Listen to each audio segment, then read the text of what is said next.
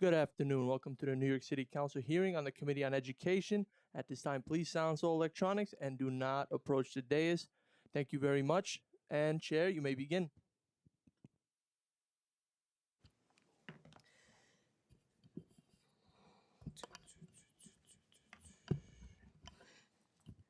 Good afternoon and welcome to our Oversight hearing, Transfer Schools. I'm Councilmember Rita Joseph, Chair of the Education Committee. Thank you to everyone who signed up to testify. We look forward to hearing from you. The committee will also consider two pieces of my legislation. Intro number 1359, a local law in relations to requiring the Department of Education to report on manifestation determination reviews, and introduction number 1360, a local law in relations to outreach regarding youth program provided by the police department. Transfer schools were created as a second chance for young people who have disengaged from traditional school settings. They serve students who are overage and undercredited, who may be newly arrived in this country, facing housing instability, trauma, mental health struggles, caregiving responsibilities, returning to school after involvement with the justice system, or simply felt invisible in their previous schools. In short, transfer schools were designed for students who have been left behind by a system that too often was not built with them in mind. But that mission only works if these schools are supported to do what they were designed to do. Without adequate staffing, consistent funding, and fair accountability measures, a transfer school cannot be a bridge it was meant to be. It becomes a dumping ground, and that's not acceptable. Enrollment in transfer schools have seen a significant drop, even as the needs of the students have become more complex. Many schools are operating with fewer than 200 students, making them more vulnerable to funding cuts under the city's per pupil model. Yet, smaller enrollments does not mean smaller needs. Transfer schools provide intensive wraparound services, and they cannot function without sustained investment in staffing, counseling, and the Learn to Work program, which offers paid internships and case management. The committee is also concerned about accountability. By their very nature, transfer schools serve students that have difficulty graduating. This means that they cannot be easily evaluated using the same metric applied to traditional high schools. We need to make sure that the standard recognizes the real progress schools make, measured in credits recovered, attendance improvements, and students' re-engagement.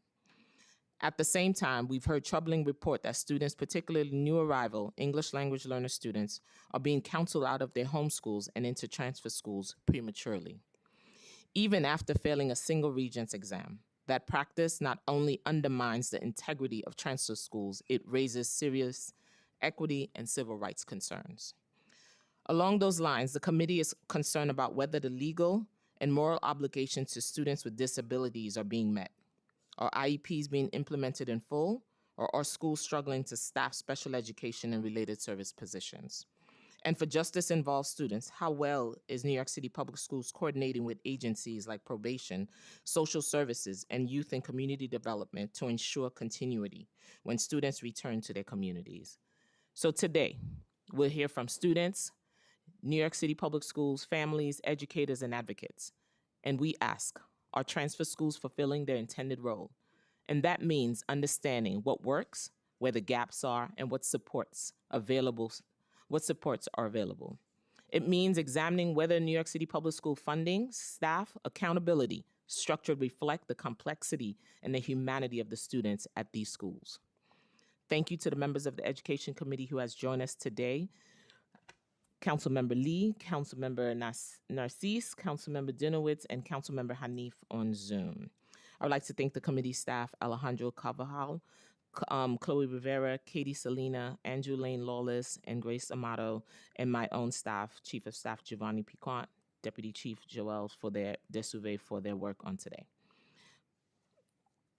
Finally, I would like to remind everyone who wishes to testify in person, today you must fill out a witness slip, which you can find on the desk of the Sergeant-at-Arms near the entrance. Please fill out the slip even if you have already registered in advance, that you'll be testifying in person today.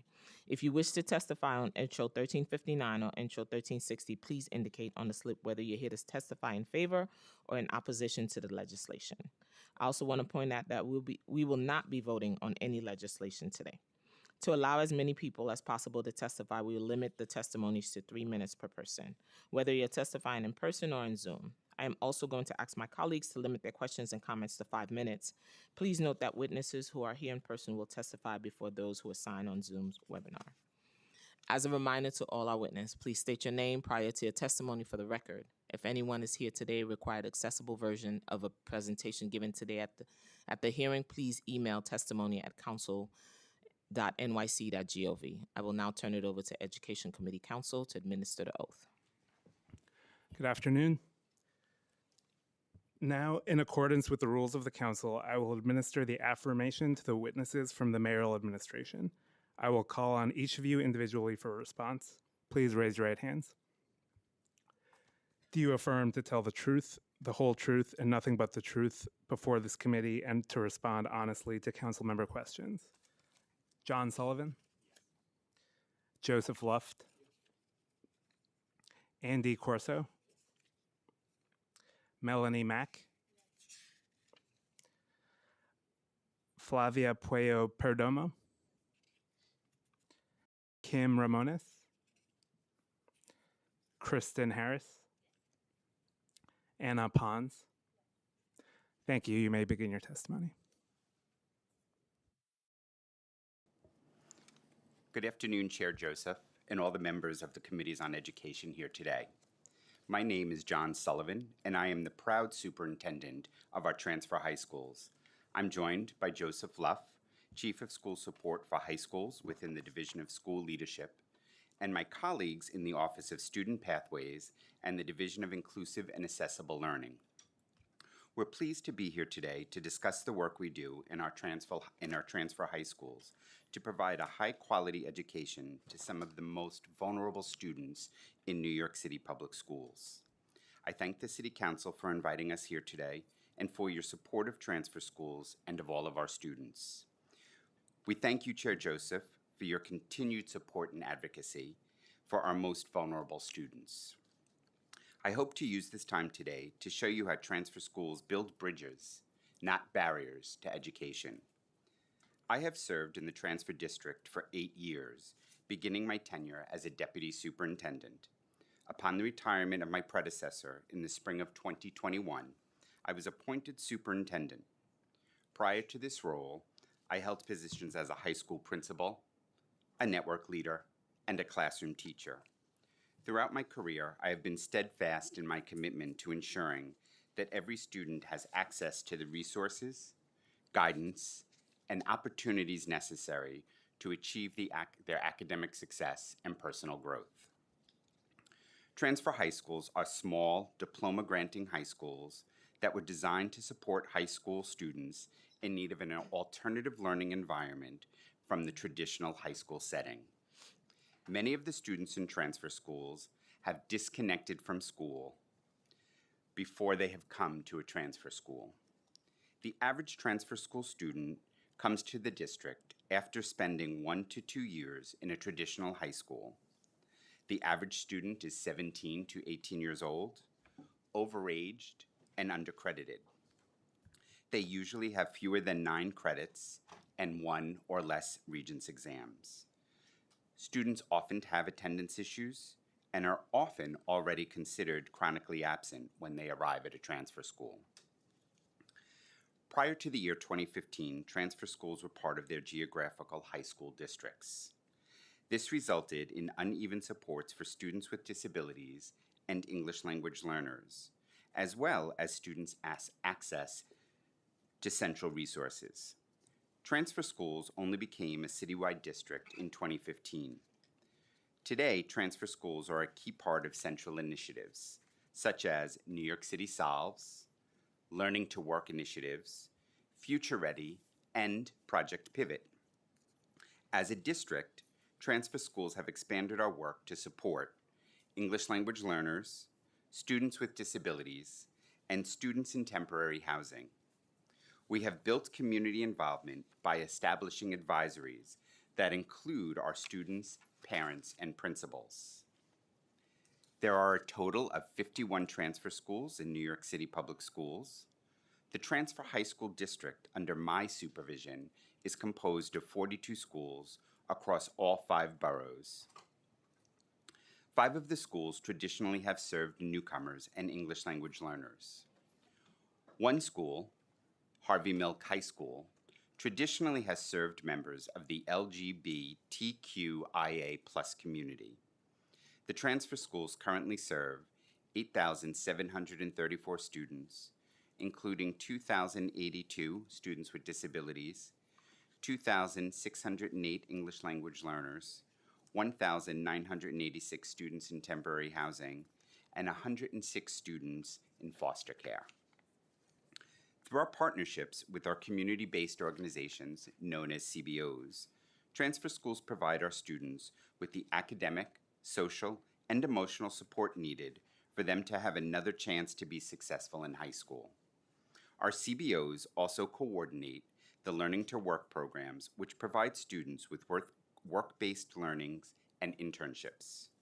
Transfer schools are no longer schools where students go to just finish what they are missing. They offer students a true high school experience, not just the minimum. As my student leaders have proudly stated, transfer schools build bridges, not barriers, to education. Transfer schools enroll students on an ongoing basis. Students don't need to pass a test to enter a transfer school and are often referred to one by an adult at their current school. Many of our students also find their way to transfer schools through the recommendation of a friend or a family member who has previously attended one. When students come to transfer schools for admission, their transcript is reviewed and the student and family is interviewed. For students to be successful, they need to desire to make a change and have a fresh start. As I remind our principals and our assistant principals whenever we gather, students who choose to attend a transfer school are letting us know that they want a second chance to graduate high school, a second chance to be successful. Enrollment is contingent on the age of students. They need to be able to accumulate the 44 credits required to meet graduation standards, as well as the 5 Regents exams, by their 6th year of high school and by the time they are 21. At times when a student or family feels that a transfer school is not the right fit, then the principal and the district team support the student by either finding another transfer school or working with our partners in D79 for possible enrollment in P2G or GED. As the leader of the transfer school district, I feel strongly that when students decide to attend a transfer school, they make a statement that they want a second chance to do better. In the transfer district, we have a responsibility to support each student who comes to us academically, socially, and emotionally, while challenging and pushing them to do their best.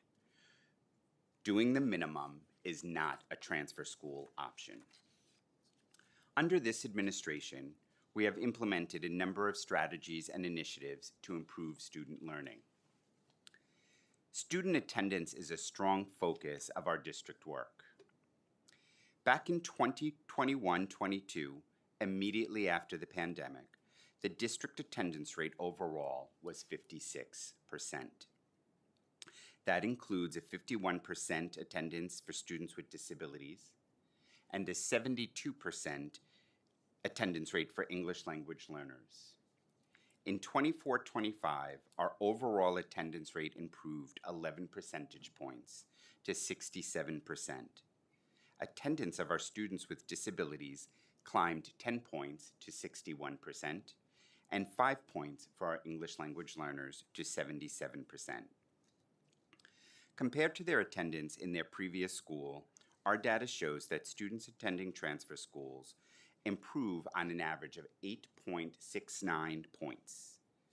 We've also worked and reduced our chronic absenteeism from 84.4% in 2021-22 to 77% in 24-25, and is currently running at 68%. We're proud of these improvements while recognizing that there's still much work to do. To build our progress, each transfer school has an attendance team that meets on a regular basis to monitor and address the ever-changing attendance barriers facing our students. We also share best practices in transfer schools, those that have achieved success through such practices and strategies, implement and share with their colleagues. As superintendent, my goal is to have all students graduate from high school and be ready for life after receiving their diploma.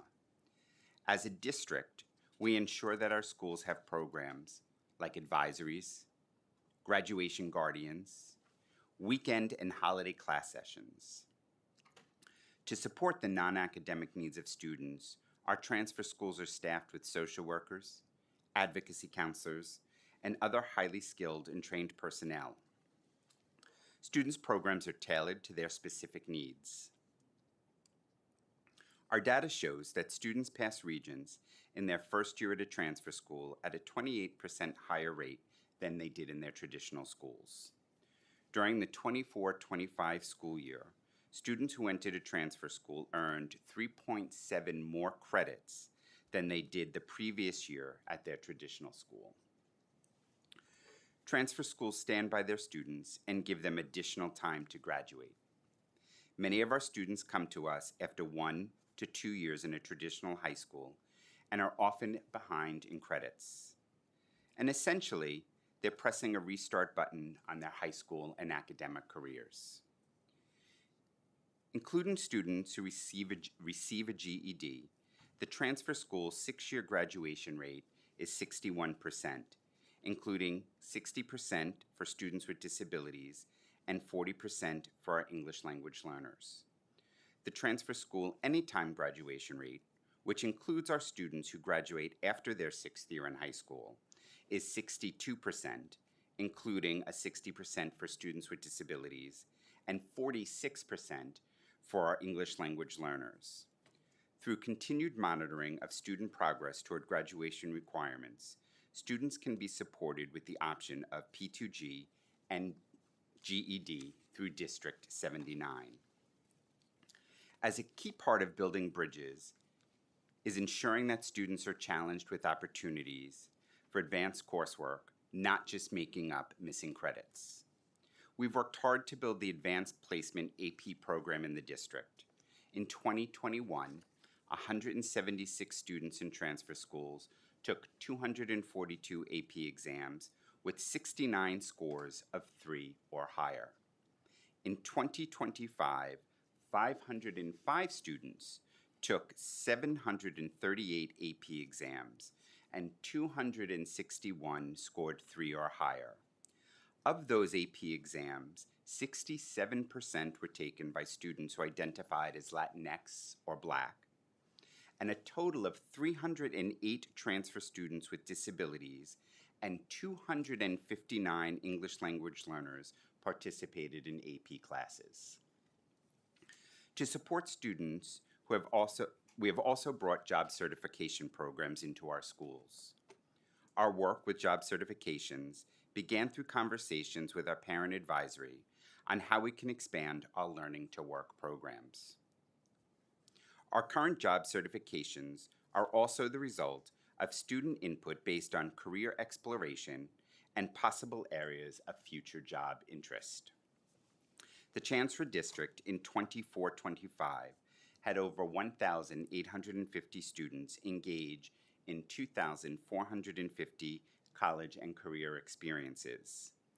Those experiences included 850 internships, 350 career events, 250 college events and visits, 312 workforce trainings, 75 CPR trainings, 73 OSHA trainings, and 71 students participating in CDOS training. Of the students participating, 22% identified as English language learners and 22% identified as students with disabilities. Feedback and input from students, parents, and principals is not only important to me as a superintendent, but I also see it as an invaluable component to helping the district make progress. I have monthly meetings with students, parents, and principal advisors that provide authentic insight into the distinctive needs, challenges, and successes of our transfer high school community. ensuring that decisions are grounded in real experiences. By fostering open communication and collaboration, we create a responsive and student-centered approach that strengthens pathways to graduation and post-secondary success. The Transfer District continues to improve the support we have in place for students with disabilities and our English language learners. We've worked with school teams to ensure that individualized education plans, known as the IEP, are brought up to date when students join our schools, and that the IEP is a living document that is monitored and updated as the students meet the requirements for graduation. Transfer schools provide students with the opportunity to lead their own IEP review and learn how to advocate for their own educational needs. Transfer schools have seen an increase in English language learners in the last 3 years due to an increase in older student newcomers. We embraced those new arrivals by expanding programs in some of our schools and opening programs in others. With a limited number of trained ENL teachers, we have had to figure out how we could best support our teachers. The district team devised a professional learning program that included quality teaching for English language learners, known as QTEL, training, and best practices shared by our ENL teachers across the district, a mentoring program that teamed experienced ENL teachers with our non or new ENL teachers. Through a grant from Dial, we were able to partner with the Internationals Network and their schools to provide professional learning to all of our principals and in-depth support to the schools in the district with the largest increase in English language learners. I've shared some areas where transfer schools are being successful. I now have some areas to share that are a continued challenge. Working with New York State Education on an equitable growth measure to assess the work of transfer schools. Under ESSA, the Every Student Succeeds Act, transfer schools are measured by the same accountability measures as traditional high schools, including the credit students accumulate and the Regents exams that students pass. Under ESSA, transfer schools are expected to meet a 67% graduation rate. This past year, I've been engaging with New York State Ed Commissioner Rose's team to review how transfer schools are assessed, asking them to consider some growth measurements like improvement in credit accumulation, improvement in attendance, improvement in growth in Regent passes, the earning of job certifications, and the ultimate graduation to be considered for future assessment measures of transfer schools. Second area of challenge, especially in the current environment, we're seeing increasing numbers of our English language learners and newcomers that need to provide support for their families and are choosing to leave high school once their English proficiency is strong enough to obtain a stable job. We continue to provide professional development to all of our teachers. We continue to provide professional development to all of our teachers and best serve our students, but we do face a shortage of licensed teachers, especially teachers of students with disabilities and English language learners. So in conclusion, transfer schools are committed to ensuring that New York City students have access to a high-quality education. As a district, we'll continue to support the most vulnerable students in New York public schools, giving them a place to belong, a place to thrive, and a place to learn to be productive citizens of the city, state, and country we all live in. The transfer schools and I look forward to our continued partnership with the City Council to enhance the educational opportunities and experience of our students who have asked for a second chance. As the students from Queens Academy stated, the school offers a program that teaches students about working in the real world, which has been incredibly helpful. I've learned a lot, and my supervisors are kind and supportive. I have an IEP, and Queens Academy has provided everything I need to succeed. They hold regular meetings with me to track my progress and make improvements when necessary. I feel truly supported. And as a parent from Concord High School shared with me, What stood out the most to me was how involved the school was. The texts, emails, and phone calls never stopped. And I'll be honest, at times it felt a little overwhelming. But now I realize it's because the staff truly care. They refuse to give up on their students or let them fall through the cracks. Concord High School didn't just help my kids succeed, it helped me as a parent feel hopeful again. For that, I will forever be grateful. Before I close, I'd like to turn to the legislation. Intro 1359 requires New York City Public Schools to report annually on manifestation determination reviews, the MDR, conducted for students with disabilities. New York City Public Schools is committed to ensuring that all students, including our students with disabilities, have access to a safe and supportive learning environment. MDRs provide important legal protections for students with disabilities. First and foremost, we aim to ensure that all stakeholders involved understand the process and their roles and rights throughout it. When everyone, school staff, families, advocates, have the same knowledge and understanding, we can collaborate in equitable and effective ways. We support the goals of the legislation and welcome an opportunity to add transparency on this issue, and thank the Council for its continued leadership. Members of our team would like to speak more with the Council regarding the proposed legislation to ensure that the reporting requirements are consistent with the MDR process and what we are able to capture in our data systems. With Intro 1360, we support sharing information with families on youth programming. We defer to our colleagues in the New York Police Department on the content of the materials. Chair Joseph and members of the Council here today, I personally invite you to join me on visits to our amazing transfer schools, where you can meet our students, families, staff, and see our work in action. Thank you, Chair Joseph. Thank you so much. I'd like to recognize Councilmember Sanchez, also Councilmember Stevens. I know she was in a hearing herself. Thank you so much for that testimony. I want to ask a few questions around what is the average class size for transfer classrooms? Between 16 and 22 students is our average class size, Chair. And how is instruction different from traditional high schools? So instruction can be different in a lot of ways, Chair Joseph, and that's a great question, because if we just kept doing the same old things, our students wouldn't make any progress. So a lot of times we will use things like small learning groups in a classroom where students are either directed to a group to help them with the skills that they're working on, and often our students will self-select. They'll look at the group and say, this is an area that I'm stuck on a problem, and I'm going to go work on there so that I'm ready to go on to the next step in the process. There's also a lot of support given to students exactly where they are. So when students come in, we spend a lot of time getting to know who they are, knowing what they feel helps them learn, and then meeting them from that point on. So there could be ways for one student to really work on writing, because that's an area that we see as a deficiency.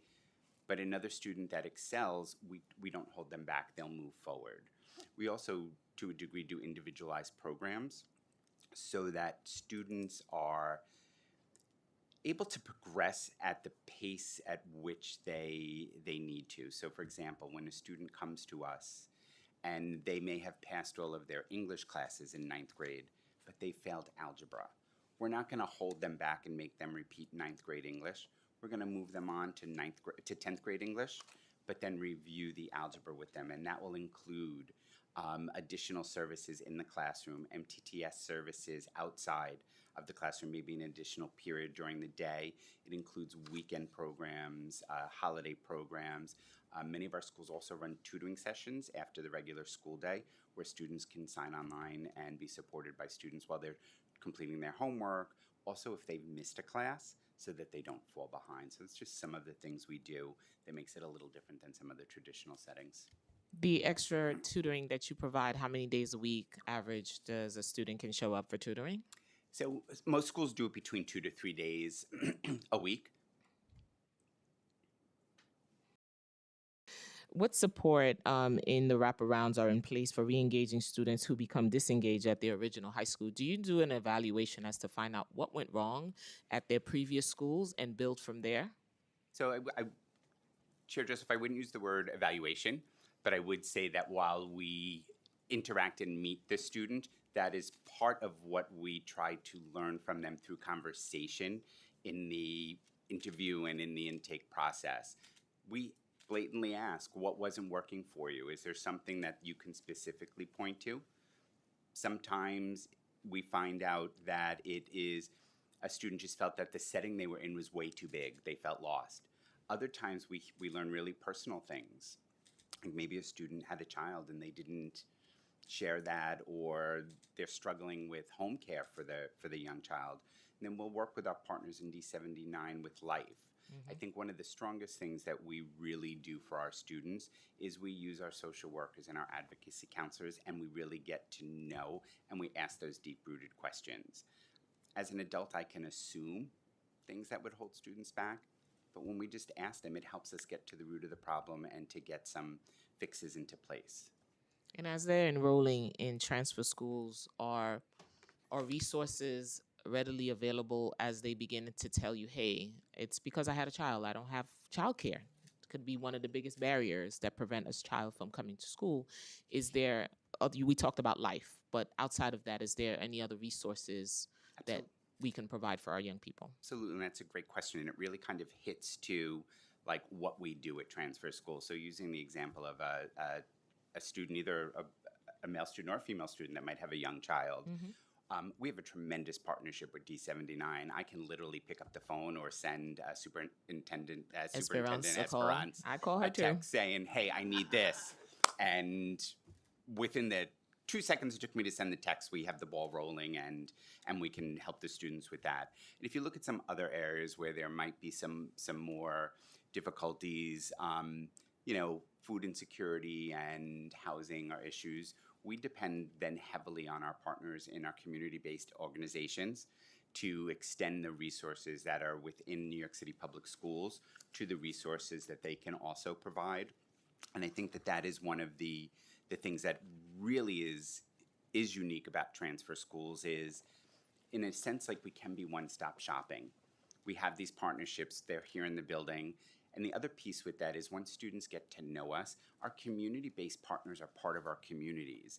It's not a stranger coming in. It's not somebody that, I'm going to introduce you to them so that you can talk to them. They see them every day. They know them. They trust them.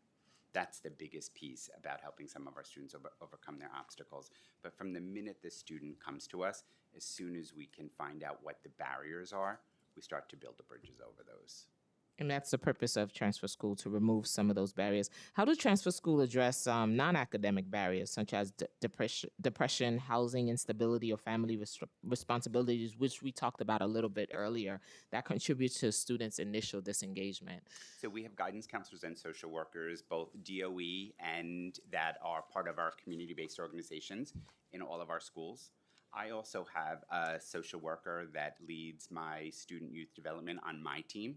And one of the things that we do monthly is we meet with all of the social workers, all of the guidance counselors, and we look solely at what are the needs that are coming from our students. Suicide ideation was a huge thing that we looked at last year. We had a number of students that were expressing it, and we had staff in schools that struggled. They didn't know what to do. So we did tons of training for the parents, and we also brought in some resources to work with our student advisory. Because one of the things that we recognized is sometimes as the adult, we might be the last to know, but often their friends and their peers, and we wanted them to be informed. What do you do if someone tells you this, or something is happening? So we've done training for that. We also brought training to our parents during our parent advisory.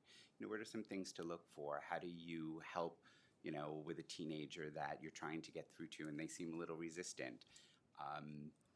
I think the important thing really is that we build this trust, and students let us know the things that maybe they never let anybody else know in their other schools. And we're able then to kind of find the resources. I mean, I won't sit here and pretend that I have unlimited resources, because I don't. but we'll reach out. I'm not above, and my principals are not above picking up the phone, calling one another, and saying, "I have a student with this problem. Can you help me?"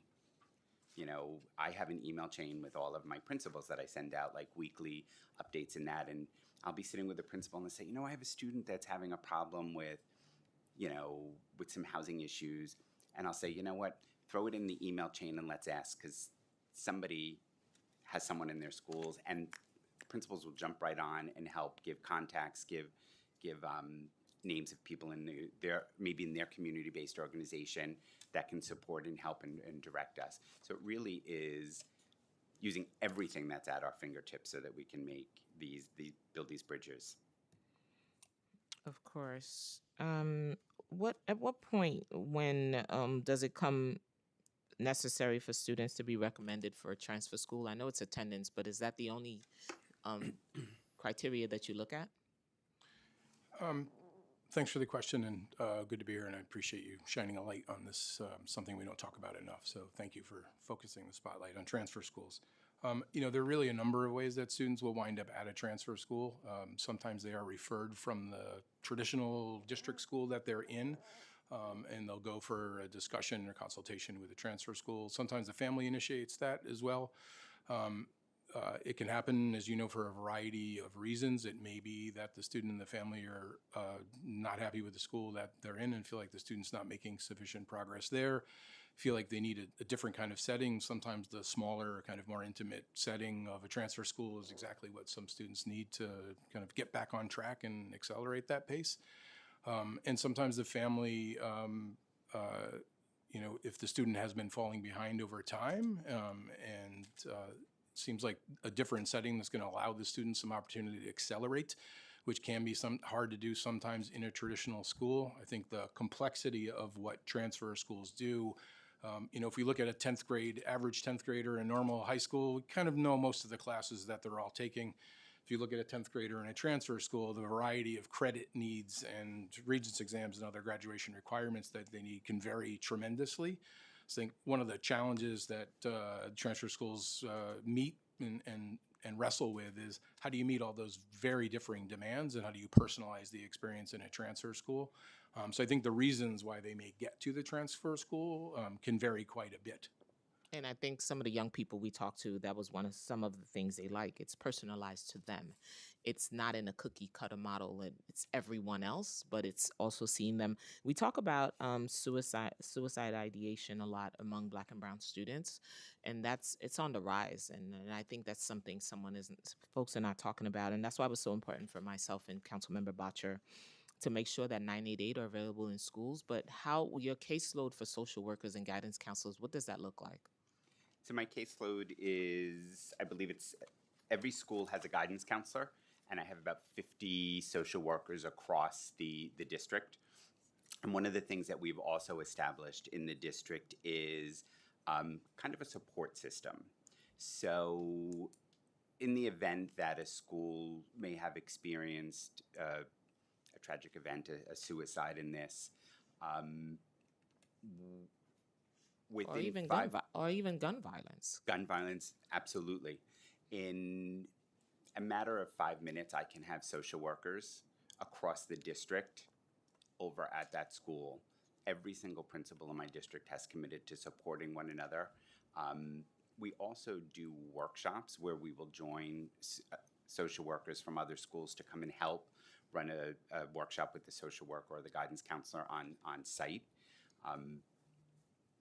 I think also through our advisories in our schools, we've created safe spaces where students do really find a connection to an adult in the building that they really trust. They look at them as, a parent figure sometimes, or someone that they really trust implicitly to go and share their deepest feelings with. And we spend a lot of time training the teachers, like how to respond to that, who to get involved, because the worst thing is to look at something and say, what could we have done? We need to look and say, we did this and we saved. In your school buildings, the social workers, what is the caseload for each of them in their schools? Do you know? So it varies from school to school. In some schools, my enrollment does vary. My smallest school is about 100 students at the moment, and my largest has about 706. The larger school has 3 or 4 social workers that work throughout the day, because that's also the school that has my evening program. And then the others might have 1 and then a guidance counselor. So how long does it take for a student to see a guidance counselor if needed? My assessment on that would be that they can see them pretty quickly. In some schools, they have like a sign-up system, and when I'm visiting, I'll see the times and sign-ups on the wall outside. But I have never really encountered a student when I ask them, do you get to see your guidance counselor or your social worker, that said, no, I've tried and I can't. I usually get that, I can see them anytime I need them. Okay. How many transfer school students participate in the LTW program, and how are they selected for this paid internship? LTW, as you know, Chair, is a really important part of the transfer school experience. And I'm going to ask my colleague Melanie Mack to talk a little bit more in detail about the current state of LTW. Melanie? Good afternoon, Chair. Good afternoon, City Council. So we have Learning to Work, as you know, is a 20-year program. It was launched in 2005 as a youth development program. And the intention is LTW it's supplementing the supports that already exist at the transfer school and partnering a community-based organization with each of our transfer schools. So what that looks like today is that we have about 9,000 students in our transfer schools that are supported through Learning to Work. There's an additional 5,000 who are supported through our YABC programs. And we have 19 CBOs that are working, across 46 transfer schools and Superintendent Sullivan's portfolio, and providing the services that include, but are not limited to internships. So the staffing that a CBO provides is offering social emotional development, which you heard Superintendent Sullivan speak to, right? This primary person idea that it's incredibly important for a young person to know that they have a caring adult at the school that they can come to no matter what, to troubleshoot, to receive supports. Through LTW, students also get access to post-secondary exploration, the entire application process, work readiness, and internship placement. So there's a suite of ways that the CBO staff is working with the high school staff at the transfer school in order to provide those. Now, in terms of your question about students accessing the internships, we're really happy to say that year over year, we're seeing a steady increase in the number of placements that we're able to offer. And it is a really personalized process. So there is, starting with the intake process when a student steps into a transfer school, they're working with their advocate counselor, they're working with the school staff to get a sense of the student's interests, to assess whether or not they are currently working and balancing school, looking at their readiness for work, looking at what other requirements are needed in order to complete their diploma. And it is through that assessment that they look at a student's readiness and interest in participating in work-based learning. Work-based learning is an entire spectrum of opportunities, and so that's another great way that Learning to Work works with the high school staff to differentiate, right? Because some students are in an internship, others are participating in work training or work readiness, others are participating in panels and job shadowing and other types of opportunities that may not be a full-time internship, but are also like a meaningful and authentic way of starting to connect to work and to career opportunities beyond high school. I'd like to recognize Councilmember Gutierrez.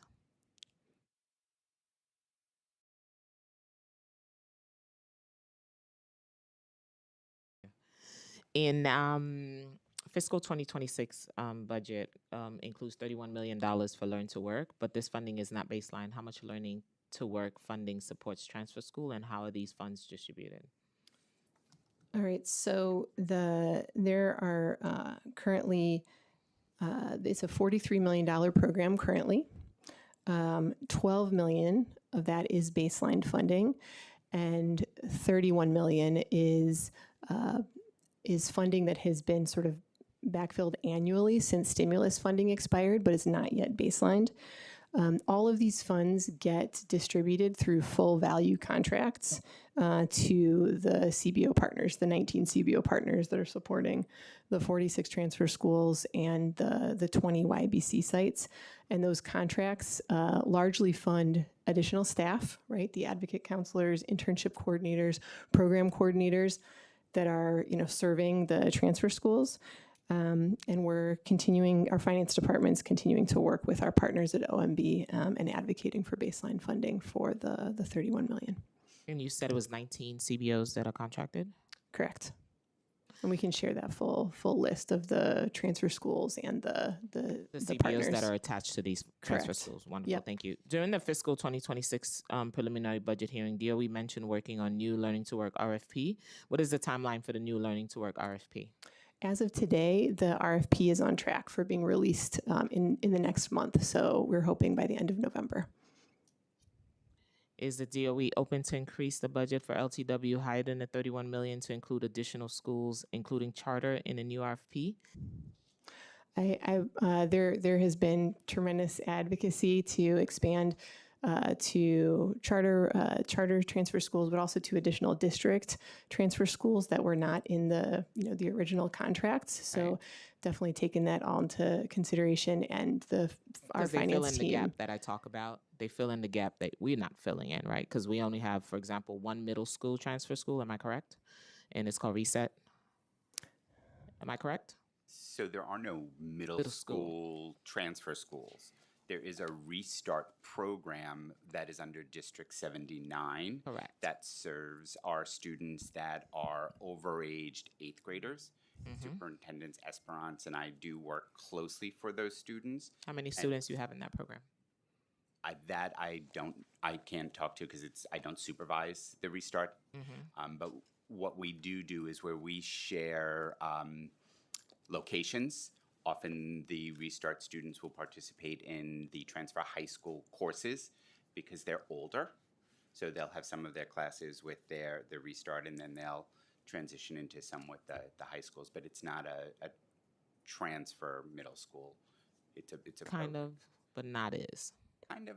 But not We is. work closely. We're like good cousins. We Yeah, you're work good closely. cousins. So, but you're also the pipeline for that program. So I think, and it's something that's common, and I see it a lot across the city. Agencies don't talk to each other. They're doing the same exact work, but they don't talk to each other. I think there should be a relationship because you're going to build that pipeline that's going to come to you. And so if you're not talking, it's defeating the purpose of that vulnerability, that vulnerable community that we talked about that this is supposed to support.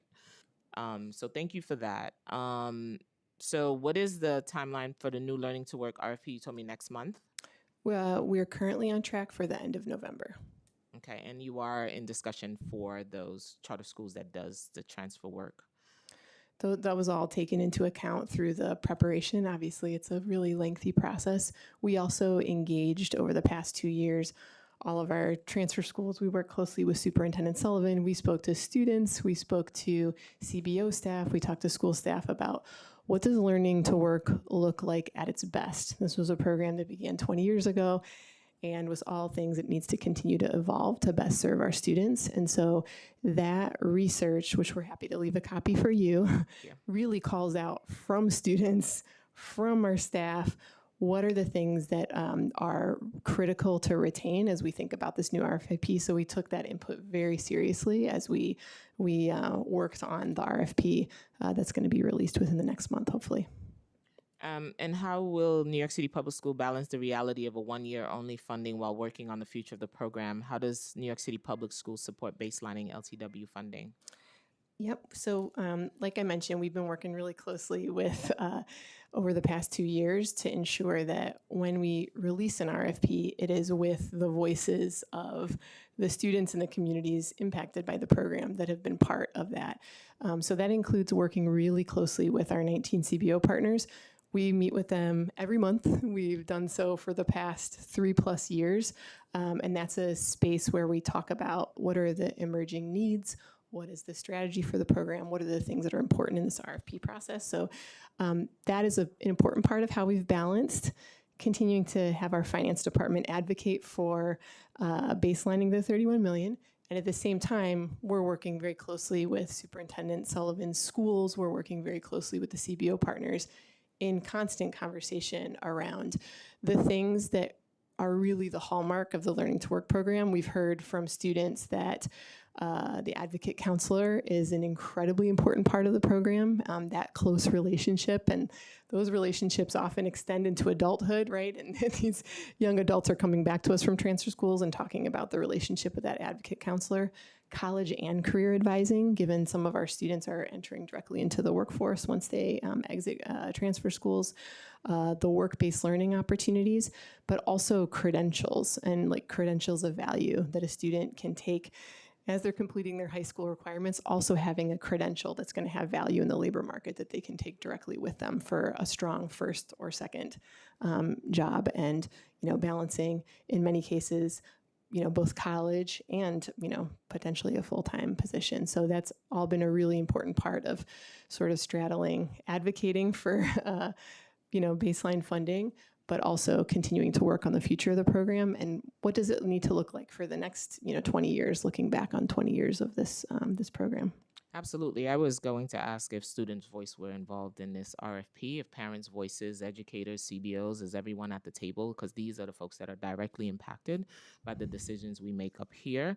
Does New York City Public School plans on issuing an RFP if LTW is baseline? Is it the only reason why you will issue the RFP if it's baselined?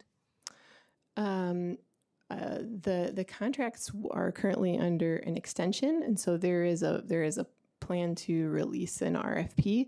That advocacy for the baselining is happening in parallel. I'm sure I'm going to hear there. Are you asking for new, will you need more than $31 million to add more schools to this new RFP? We have been currently advocating to ensure we are whole for the the footprint that we currently are. There are, implications that if we were going to expand services, obviously that would have implications for the budget. So we're certainly aware of that and have been primarily focused on making the program whole for next year and beyond. So I'm sure in the next budget we'll hear new needs for this program if we want to expand. I know you guys are not shy to come and ask for money.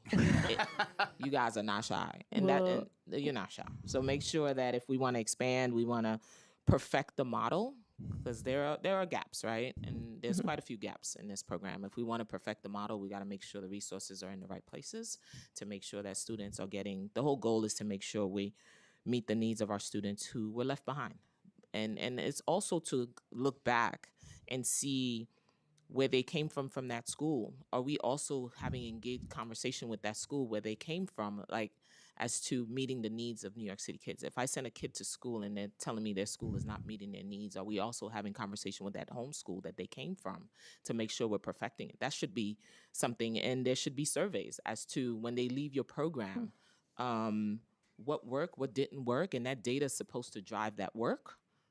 Because data drives my policy up here as the chair, and it should drive some of the work that you guys do as well.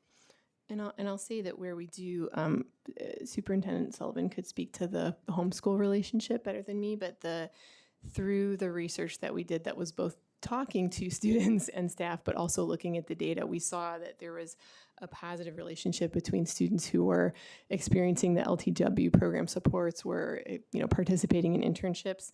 We saw higher attendance. We saw attempting 3.4 more credits on average, earning 5 more credits, passing more courses, and higher GPA. So there certainly is a really positive relationship that we see in the data between when you pair the school and the CBO to provide this holistic academic, social, emotional, and career readiness experience together in an intentional way. Because we know all our students don't learn the same, right?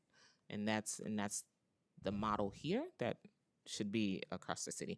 How do you monitor and project enrollment trends at transfer schools? How do you do that? I know that's tough because you said enrollment is year round. How do you do that? So we engage in the same process as the traditional high schools.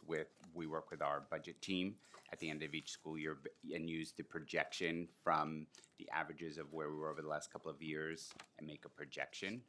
I will say there are often times where the principal and I will push back because we see where the trends come in, and trends might show us that during like January is where we see an influx of students. We also do know that because of the way that we are set up, and it is an open policy for enrollment, that our budgets are always going to lag a little bit behind. So for example, if we are planning for a certain number of students in certain types of classes, after October 31st, when the budget is set, a couple of years ago, we had an influx of older newcomers that needed L services at Independence High School in Midtown. And we kind of figured it out. And then we realized that the few students that came to us was going to turn into about 40 students because the Roosevelt Hotel was literally a block away. And so the principal worked with her CBO to see where they could support certain things with CBO money, and we could allocate money to support port schools. So you were 100% right when you say they pick up where sometimes we don't have enough. We support one another in those ways. But definitely, you know, the funding does often for transfer schools lack a little bit as our enrollments go up at the latter part of the school year. For the last 4 years, we've held your budget harmless under our leadership. Was that helpful? 100% helpful, yes, because it didn't force us to. Would anybody say no to that? No. Of course not. We knew it was important because you also receive a huge amount of our new New Yorkers that came into Yes. our system. Yes. Some of them, I met with quite a few of them. In your testimony, you talked about your relationship with International Network. How much did you depend on them when you were getting a lot of your new New Yorkers? So Alan was on speed dial. I'm sorry, Superintendent Chang was on speed dial. Oh, I know Superintendent Chang.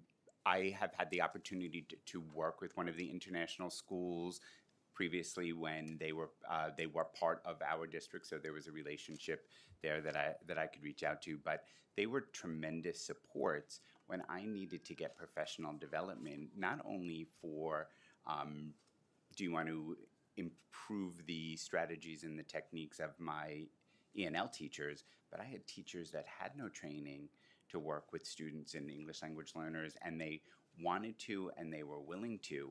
So we worked with internationals. They came in, they did PD for teachers, they did PD for my principals. One of the most moving PDs that they did was to help the principals get our mind around what it's like to be a newcomer, is they ran a whole half-hour session in German.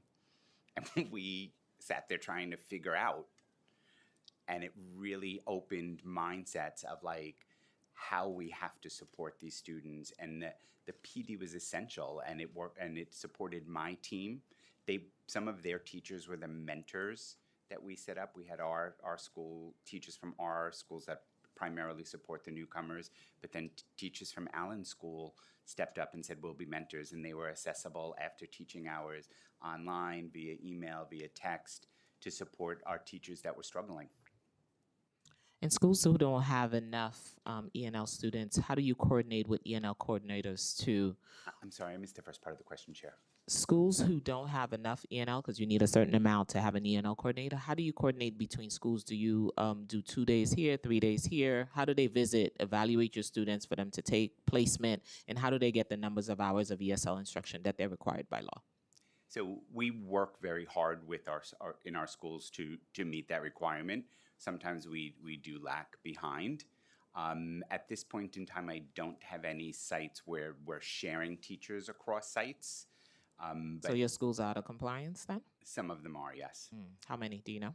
I don't know offhand, but I could get you. You'll share that info. Yes. How about for special education? We're in the same predicament with special education, whereas Out of compliance? That means students are not receiving their legally mandated services. How do you make that up? So we do a number of things with that. So The first piece that I think is important to understand how we support students with that is when they come to us, we spend a lot of time, first of all, looking at the IEP that's coming with the student, talking to the student and the family, and kind of assessing, is the IEP up to date and current? But also, are the services that are being prescribed in the IEP actually services that the student in a transfer school that's older would really benefit from? And we look at those. Often we'll see things and we'll be able to talk to a parent and say, you know, our students in the classes that they'll be taking, there's actually only 12 students in that room.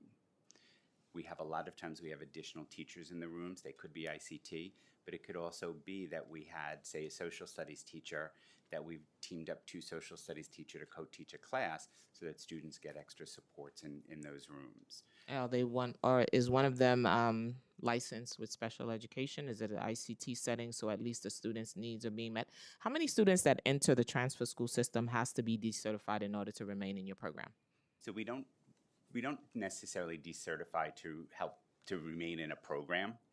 We look to see if where they most need the support. So for example, a student that comes to us that may have passed all of their algebra courses and in algebra regions and is now taking trigonometry, they might not need ICT services in that.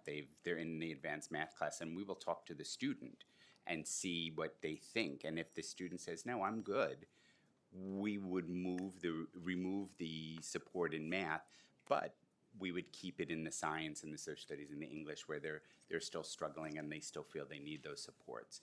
The other piece So that a lot of reevaluation of We do. IEPs happen. How often does that happen?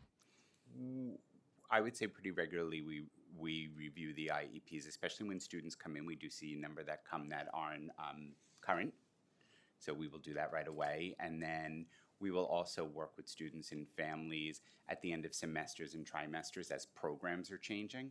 Because the other piece to keep in mind here is students in transfer schools, we're not working on a grade like ninth grade, so they can be moving between grades and courses at different levels.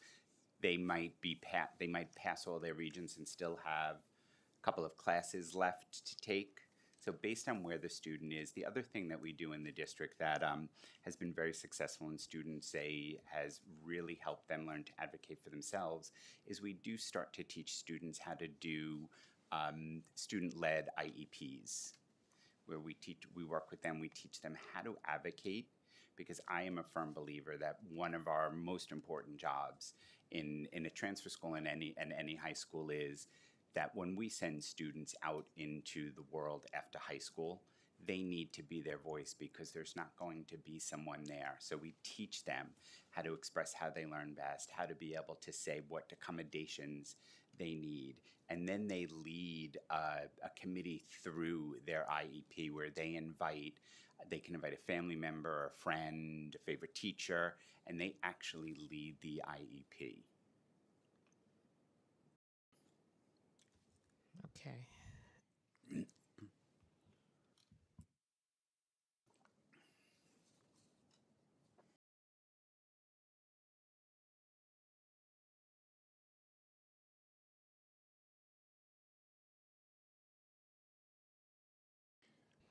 Chair, can I add one point just to tie together your Sure, questions about go for it. serving Ls and serving students with disabilities? I think the goal is to get in compliance. The goal is to make sure students are getting the services that they need. So I want to be Right. really clear about saying that up front. I think part of what Superintendent Sullivan is describing here is while we're trying to figure that out, we want to make sure that we're also trying to serve students and make sure they're getting their needs met and that they're progressing in their learning. So those two things have to happen simultaneously. We need to make sure that we're fully staffed. We need to make sure that the services are in place and students are programmed the right way. But we also But you want to do make have sure a we don't staff sit shortage, in- right? Excuse me? You have a staff shortage. In some cases, we do. Yes. All right. And I think in some areas, it's because of the fact that we have students enrolling all year long. Sometimes the enrollment shifts and the budget hasn't caught up yet. And then sometimes it is because the school has not been able to identify the right staff people up until that point. So I think it's for both reasons. Yeah. The council passed a local law that students with IEPs are supposed to also transfer to colleges. Are you working with that? Did When students leave the high school and they decide to go to college, are you working with the colleges to transfer their IEP or their special needs? yes. Thank you.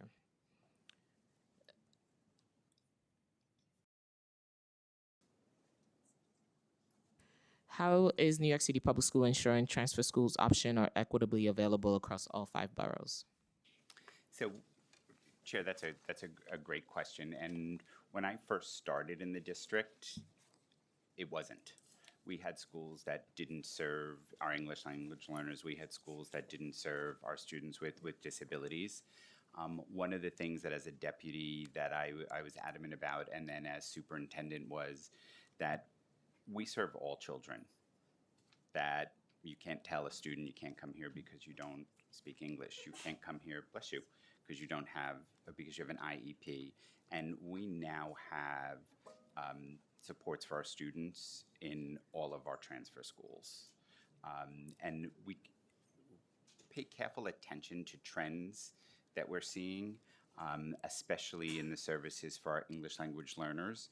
And in the last couple of years, we have opened and modified programs in schools to meet the needs in certain logistical areas where we saw influxes of students. So for example, out in Flushing at Queens Academy, we had a very small L program there, and then all of a sudden we saw a need for some L and bilingual services, and the L population in that school has gone to about 80%.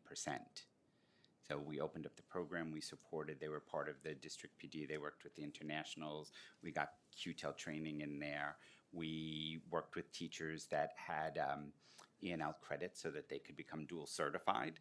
We also looked at what are creative ways that we could support teachers and students. We brought in paras and substitutes that spoke some of the language that the students spoke so that they could help us and work as interpreters.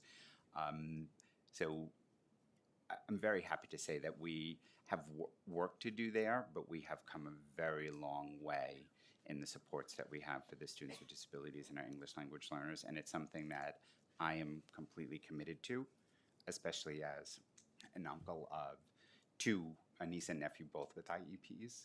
So I understand the struggle, I understand the confusion, I understand the frustrations. Well, thank you for understanding. What factors are New York City Public Schools identify as contributing factors to recent enrollment declines in transfer schools? I know with the rise of ICE being around schools, I know that's one of them. Talk me through the process of how. First, let me recognize Councilmember Shaker Krishna. Thank you for being here. What's contributing to the recent enrollment declines? So we have seen some enrollment declines since pre-pandemic. We are on the upswing, moving back toward where we were last year. We served about 11,000 students through the course of the year.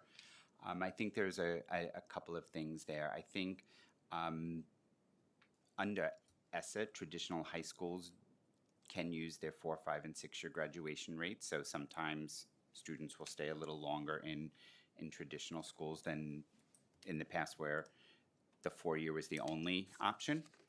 I think that we definitely this year have seen a decline in our schools that serve newcomers, especially one of my schools, Liberty High School, is down about 200 students from what their average enrollment has been the last couple of years.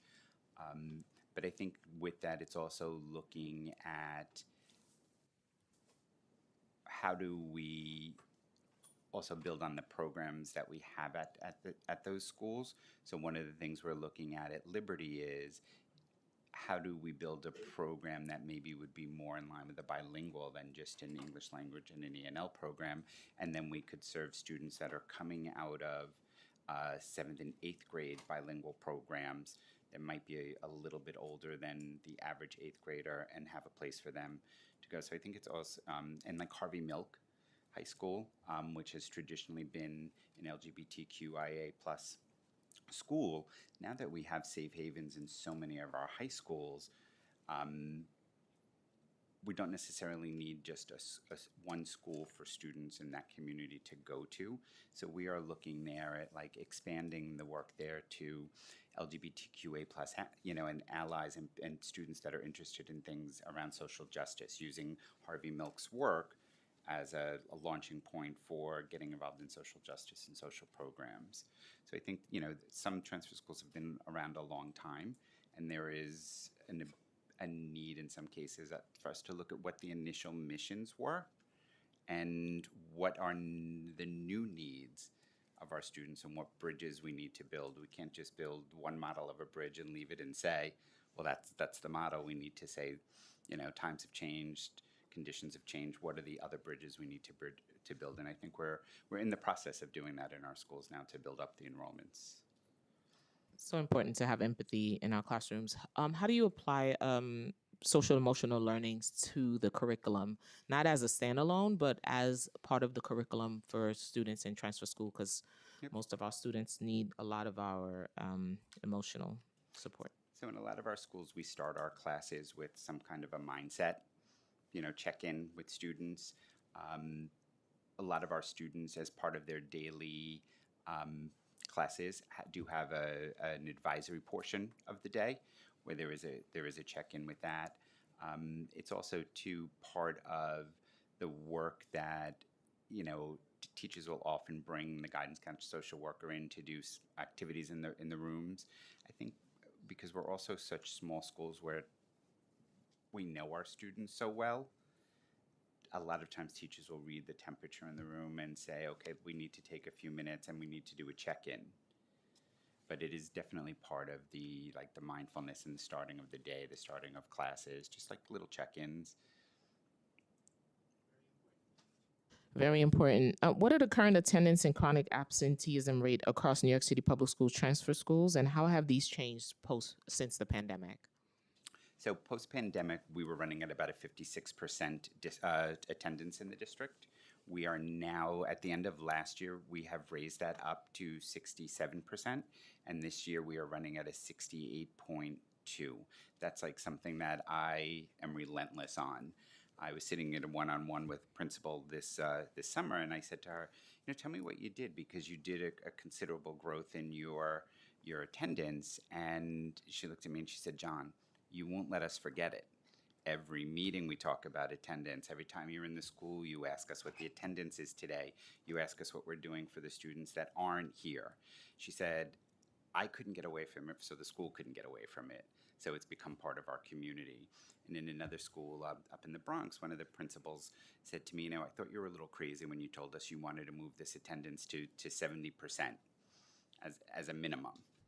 And then you started to bring my colleagues in, and they were talking about the best practices they put into place and the movement that they were seeing. And I was like, well, he's not crazy, and now I have to get on board. So I think it's something that I firmly believe students, you have to be in school. It's like Lotto, you got to be in it to win it. If you're not here, you can't get what you need. So, and as the attendance goes up, the chronic absenteeism is going down, but it's something I talk about with the parents in our advisory. It's also something that's part of our student advisory work. And, I say to the students, what's your school's attendance? What's the district goal? What's your school doing to improve that? And we give them projects to go back and work on with their student government. So it's keeping it at the forefront. It's sharing best practices for us. It's if a school moves 5%, well, now I want 5 more percent. Let's keep working on that. But I also do think we set goals that were attainable to schools, so that both students could see their success, schools could see the success, and then we just keep moving it up. What goal has you set as the superintendent of that district? What are your goals for that district? Did you set goals with teams?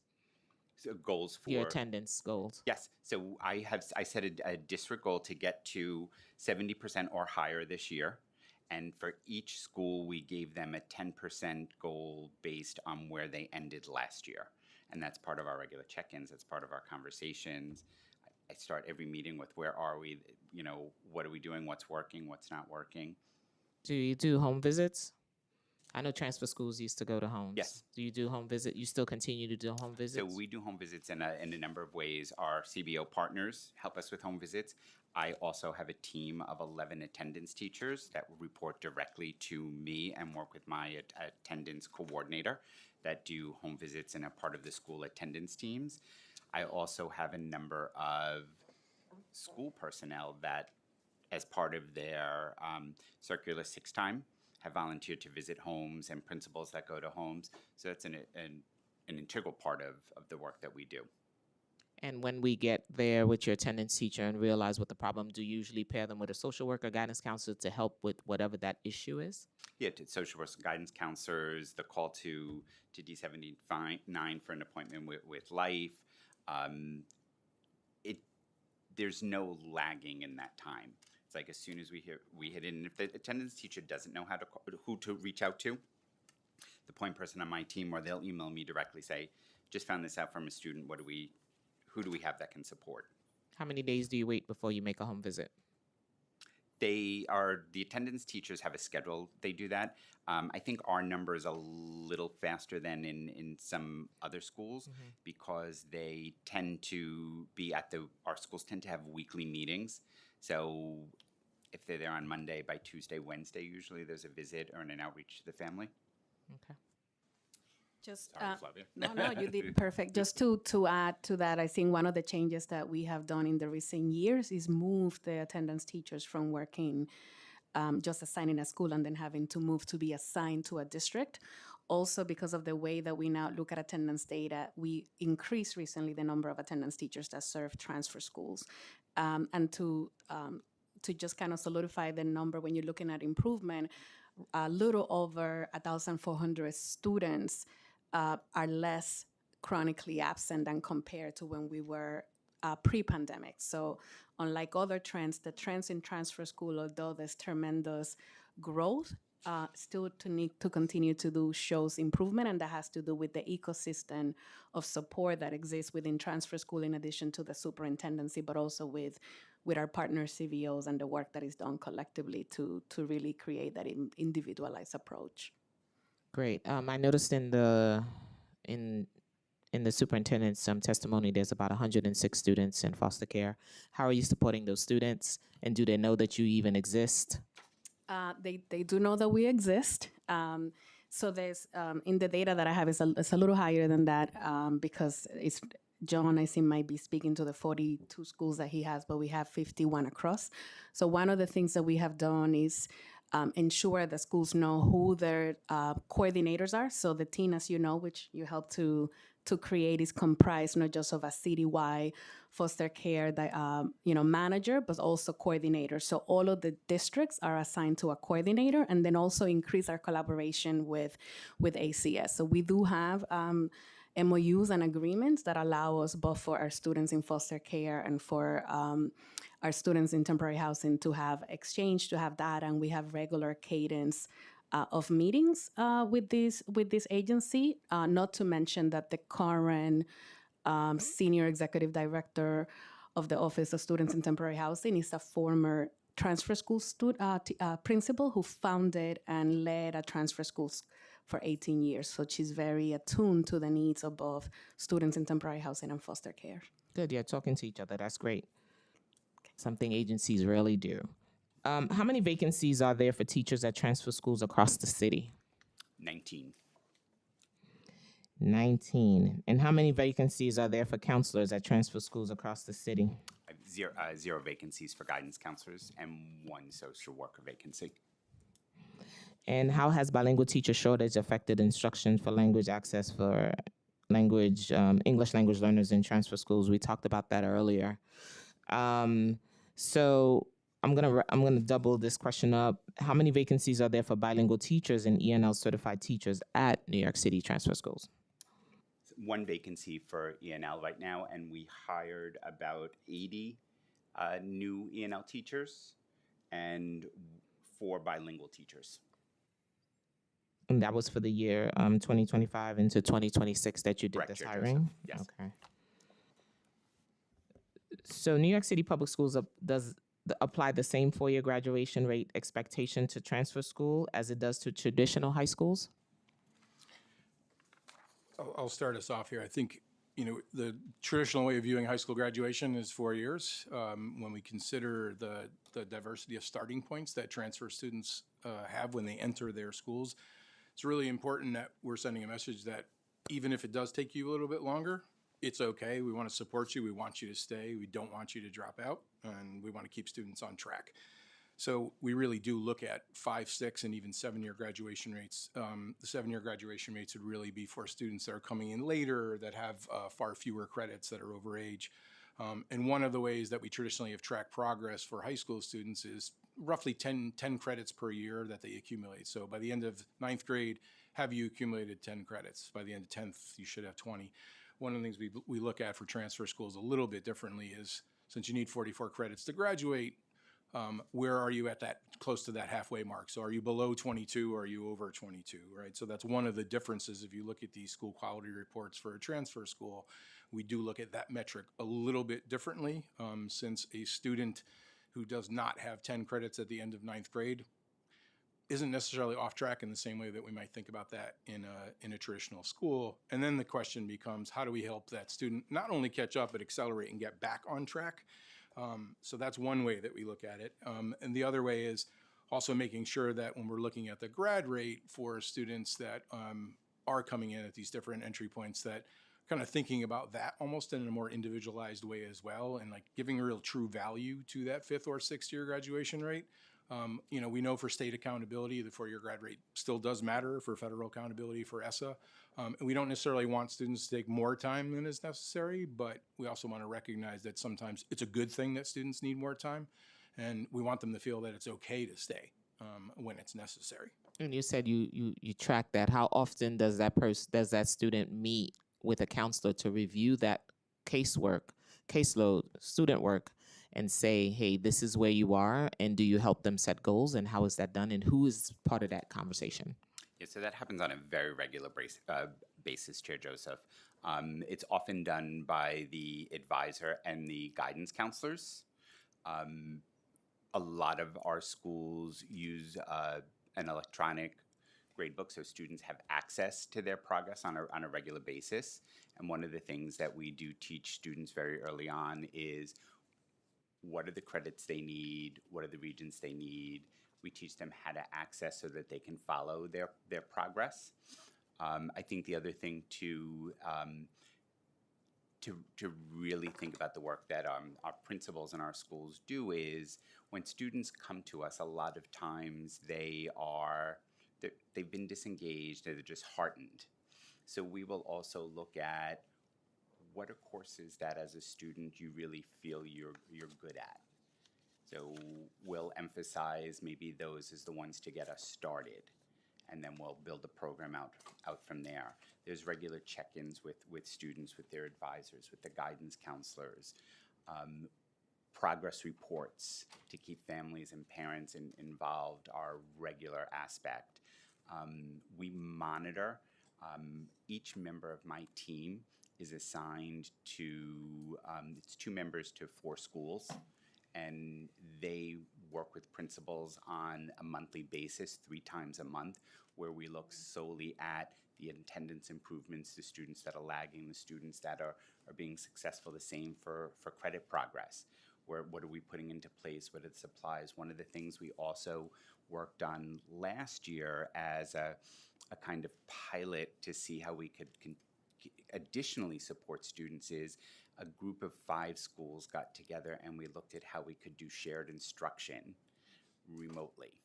So that some of our students that might be older, that needed 1 or 2 classes that a regular day program wouldn't necessarily support, because there's only but so much time in a day, instead of holding them over a whole other marking period, a whole other semester, is there a course that's being offered at another transfer school that could be done in the evening so that student isn't held back?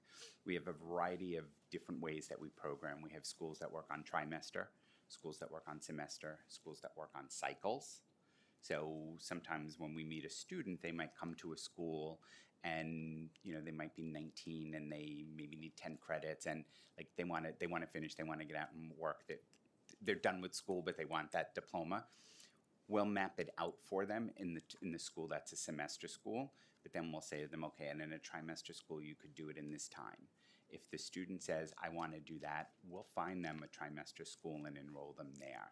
We have that ability within the district. So it really is getting to know where the student is, where the student wants to be, and finding the program that fits best for them. I like that flexibility where they can go in and out of different schools just to meet their needs. How do you track and report post-secondary outcomes for transfer school graduates, including college, vocational credentials, and employment? Similar to the post-secondary measures that we use for all high school students, those are some of the measures that we track. I'll let Melanie talk a little bit more about that. And yeah, why don't you pick it up from there? Sure. Superintendent Sullivan will probably chime in as well. But it's, similar to our traditional high schools. It's a requirement to track what are students' immediate plans after, graduation. We also, do a survey afterwards. We look at National Clearinghouse data. And so the most recent was in the 23-24 school year. The post-secondary enrollment rate was 22%. Now that 22% contains some of the pathways that our students take. So it's going to comprise students who go into college, students who go into some training programs, students who join the military. We also know from that number that there are many of our students who also will go directly into the workforce, which is not captured as cleanly in our data. And that's all the more reason why some of the collaboration around learning to work and the partnership with transfer schools is about how do we make sure that those supports that are being offered are truly giving students a strong head start on whatever that next step will be, including a strong first job via credential or via like strong career advising, and not solely college advising. And one of the Thank you things, for that. Jared, if I Go may, ahead. No, go one ahead. of the things that we've begun doing is with our job certification programs, we've been tracking what students are taking. The certifications that we brought in were based on student interest and student surveys. And our goal with that is to do a couple of things. First of all, when you look at the new portrait of a graduate, work-based learning is going to be an option, and we wanted to get ahead of the next couple of years and figure out what works, what we needed to get into place. But it also, just as Melanie was saying, we have a large number of students that either need to go right into the workforce to survive, Correct. or they want to go to college, but they need a job to help fund the schooling, the food, the clothing, and everything else you need to go to school. So we help them get a certification. So first of all, what that helps is we cover the cost of the certifications. They're not making a choice in an academic diploma or a certification. They do it simultaneously, and they can leave with both. And then that often puts them in a position where they are now above an entry level when they go into the workforce. Like our students that take OSHA training, they can skip that very low-level apprenticeship because they've had the training and they can start at the second level. The same with food handling.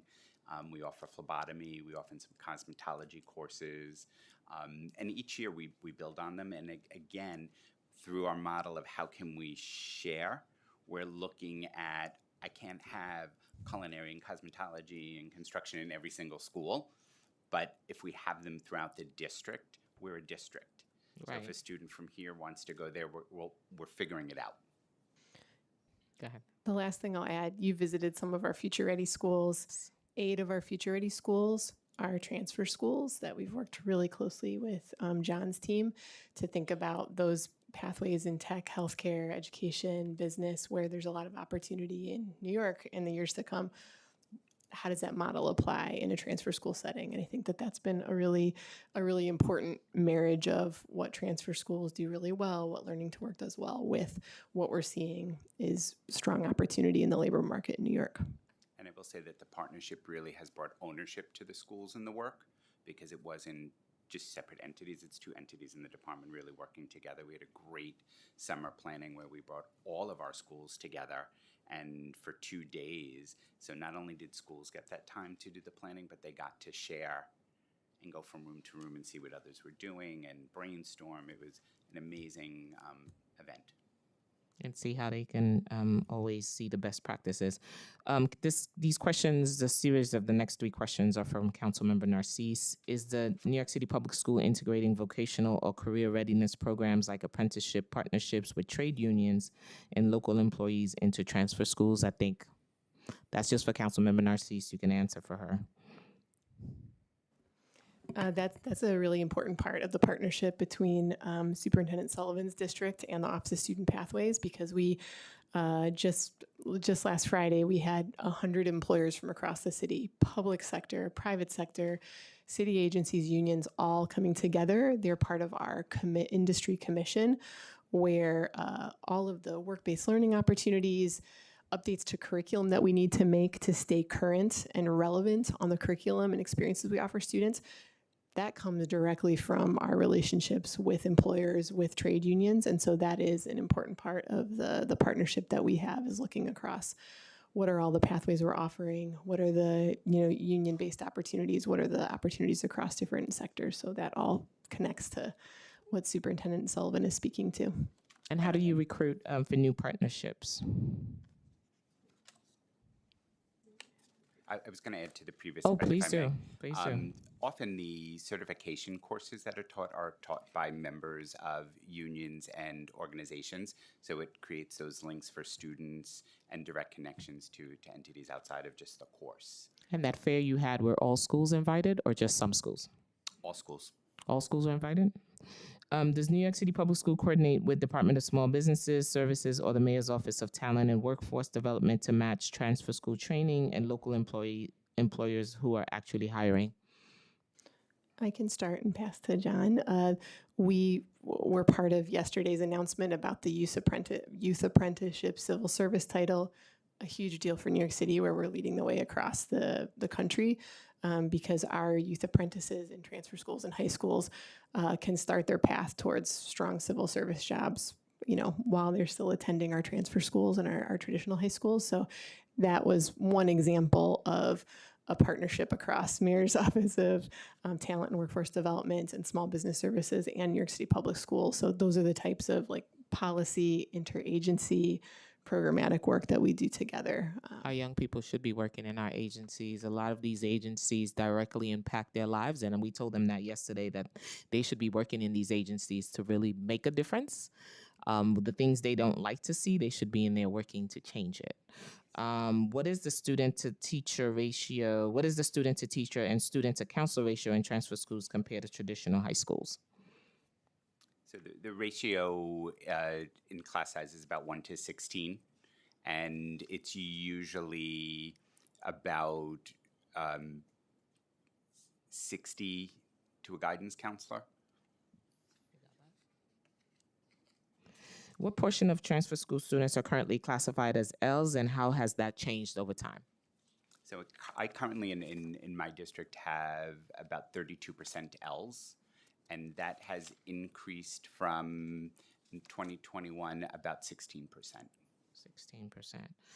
16%. And how does the New York City Public Schools allocate bilingual and ENS certified teachers among the transfer school? What's that process? So we use the open market. We use our partnerships with our local universities. We in the district also hold hiring fairs. They don't necessarily allocate the teachers to us. It's You turn around and hire them. and hire them the same way that the traditional schools do. One of the things that my district is strong at doing is, sometimes based on a location, a school or a principal might at times be more attractive to people because where they're located, and they'll meet several candidates. They will then share the names of those candidates or recommend the candidates to other transfer schools to kind of keep the good resources we find within the district. So we do a lot of work with that. But as far as, I wouldn't say anything is allocated to us, because we go out just like everybody else does, and we find the teachers and we make sure they're the right fit for our schools. A teacher told me parking is very important when they decide on where they're gonna It where sure they're gonna is. teach. That's so important. Yes, a teacher was like, "Council member, parking is so important." That's the first question I asked. Yes. Is there parking? So how does New York City Public Schools monitor whether transfer schools maintain equitable access for students with disability, foster youth, and students in temporary housing?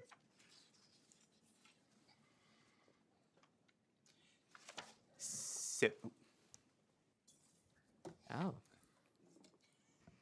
I can add for students with disabilities, Andy Corso, Division of Inclusive and Accessible Learning. And we're very proud to partner with Superintendent Sullivan and two key members of his district team. The district team is staffed with a specialized student support lead and an administrator of special education. And one of the things that those team members are tasked to do is to consistently monitor are all the services being delivered. We've seen extraordinary increase in provision of services under Superintendent Sullivan's leadership, and with these extraordinary staff members, they provide training and coaching for schools to make sure that not only is there equitable access, but that students with disabilities can succeed when they are in the school. And our monitoring relationship, I think, is via positive and productive to be able to have those conversations and make sure that all the transfer schools are providing the supports for students with disabilities. And really appreciate the partnership. Well, but when I looked in your testimony, there's a low rate of our students with disabilities also graduating, if I was correct. so we're at about 61% of students with disabilities graduate, which is almost on par to our general ed students. And there's a lower number of Ls that graduate in the 6th year. We go up about 6% of L graduates when we look at the anytime graduation rate. Is there a goal to raise those numbers as well? There is Did you always a set goal did, to. did you set a Yes. goal with your team to raise those numbers? Yes, we always look to increase. We're looking at least a 5% increase this year. When we look at our numbers for this year's cohort, we, based on where we are right now, have already successfully graduated 57% of the students that sit in that cohort. So How do you support students with disabilities in making sure they are part of the LTW, their needs are being met through the LTWs? How does that work with students with disabilities? one of the things that I think is really amazing, Chair Joseph, about my school communities is you and I could walk a hallway and you would never know That should be the goal. if who's a student with disability. Yep. Maybe you might know an English language learner if they Correct. had a little, accent or needed some help translating. But all of our programs are open to all of our students, and we encourage our students to participate in as many things as they can. In some of the testimonies that I did share with you that students prepared and asked me to bring, there's some students that talk in there about their experience and in their internships and how their internships really helped them master the English language because they felt while they were in the internship, like they had to learn it. They wanted to learn it. They needed to kind of figure out how to use different translation resources when they got stuck. But our students with disabilities, our English language learners, they are supported and encouraged to take part in all opportunities that we have. John said it, but I mean, the learning to work at a transfer school works best when it's doing what John shared, which is authentic applied learning. So your classroom instruction, you're able to practice that and take that into your mentorship conversation or to your work experience. And so that kind of applied learning for students with disabilities and our English language learners is part of sort of the impact that you hear from some of the students who've graduated. I have some here today that will also testify. What metrics does New York City Public Schools use to evaluate the impact of learning to work internships on students' attendance and outcome? Thanks. So some of it I shared before, but just to be clear, students that participated in internships had higher graduation rates, GPA, and attendance rates. So on average, higher attendance, attempted 3.4 more credits, earned 5 more credits, passed more courses, and had higher GPA. And then 97% of students, and this is looking back a couple years just based on how our data flows, 97% of students who participated in internships graduated with a diploma. compared to, at the time, the 62% of students who did not participate in an internship. So that applied learning, that connectedness to the real experiences that the CBO and internship can offer really hold through in attendance and in graduation. And how do you hold if I could add- CBOs accountable for LTW placements? No worries, no worries. I'm going to get to you, right, John. How do you hold CBOs accountable with LTW placements? So there's an annual work plan that the CBO creates. It's developed in partnership with the school principal. So a program director is sitting down with one of John's principals. And what sits in that work plan connects to what's in the contract. It also connects to what's in our college and career accountability in the school system. So when we talk about individual progress reviews or IPRs, when we're talking about additional college and career advising sessions, when we're looking at work-based learning that is now taking a more prominent place in our academic policy, looking ahead to Portrait of a Graduate, those things are what sit in the work plan for the individual CBO as well. And that has to be done in consultation with the school because looking at the student body and the specific community, there's going to be different needs. If CBOs don't meet the needs of your requirements, what happens to those CBOs? I have to stop turning this off. So it's a contractual relationship. So our job in the Office of Student Pathways is to monitor progress towards that work plan, towards those targets, towards the contractual expectations. In the cases where there are issues with meeting the student outcomes, providing the supports, having sufficient staff, within the CBO team. We meet with the CBO, we create a remediation plan, and the ideal is the CBO fulfills that remediation plan. Typically, those are really constructive conversations, and in the event that that is not met, there are instances where a CBO no longer they are out of contract with us, and we look for a CBO that is able to provide the services, is able to meet the outlined contract needs. So there is accountability and responsibility. Good. In the RFP, I know talking to some of the CBOs, is there going to be a COLA? The COLA, so I may have to follow up on this because the finance department will speak better than the Office of Student Pathways will speak to about COLAs. The COLAs typically have come through like citywide adjustments that are made. And so those ICRs, the COLAs have all been a part of the our CBO providers, but those have been connected to like a citywide process and not necessarily the work to has our increased, contracts. but the pay hasn't. I know you wanted to add on something. Go ahead. Yes, thank you, Chair Joseph. I was just going to add that it really is a partnership between the CBO and the principal. And one of the things that we've looked at is, when you think about we're educating students academically, we're also getting them ready for life. Part of life is being responsible. If you have a job, you have to be there. So that's attendance. And we've worked with our CBO partners to make school attendance a component for students' work attendance. So it's tracked, and the principal and the CBO directors meet on a really regular basis, and they track the internship attendance to the school attendance, and they set goals for the students. It could be a little bit of like a reward. Attendance in school, you might get a little more work hours, or if you're not coming, they'll work with you to get some systems and structures in place to improve your attendance so that you can go back to the internship.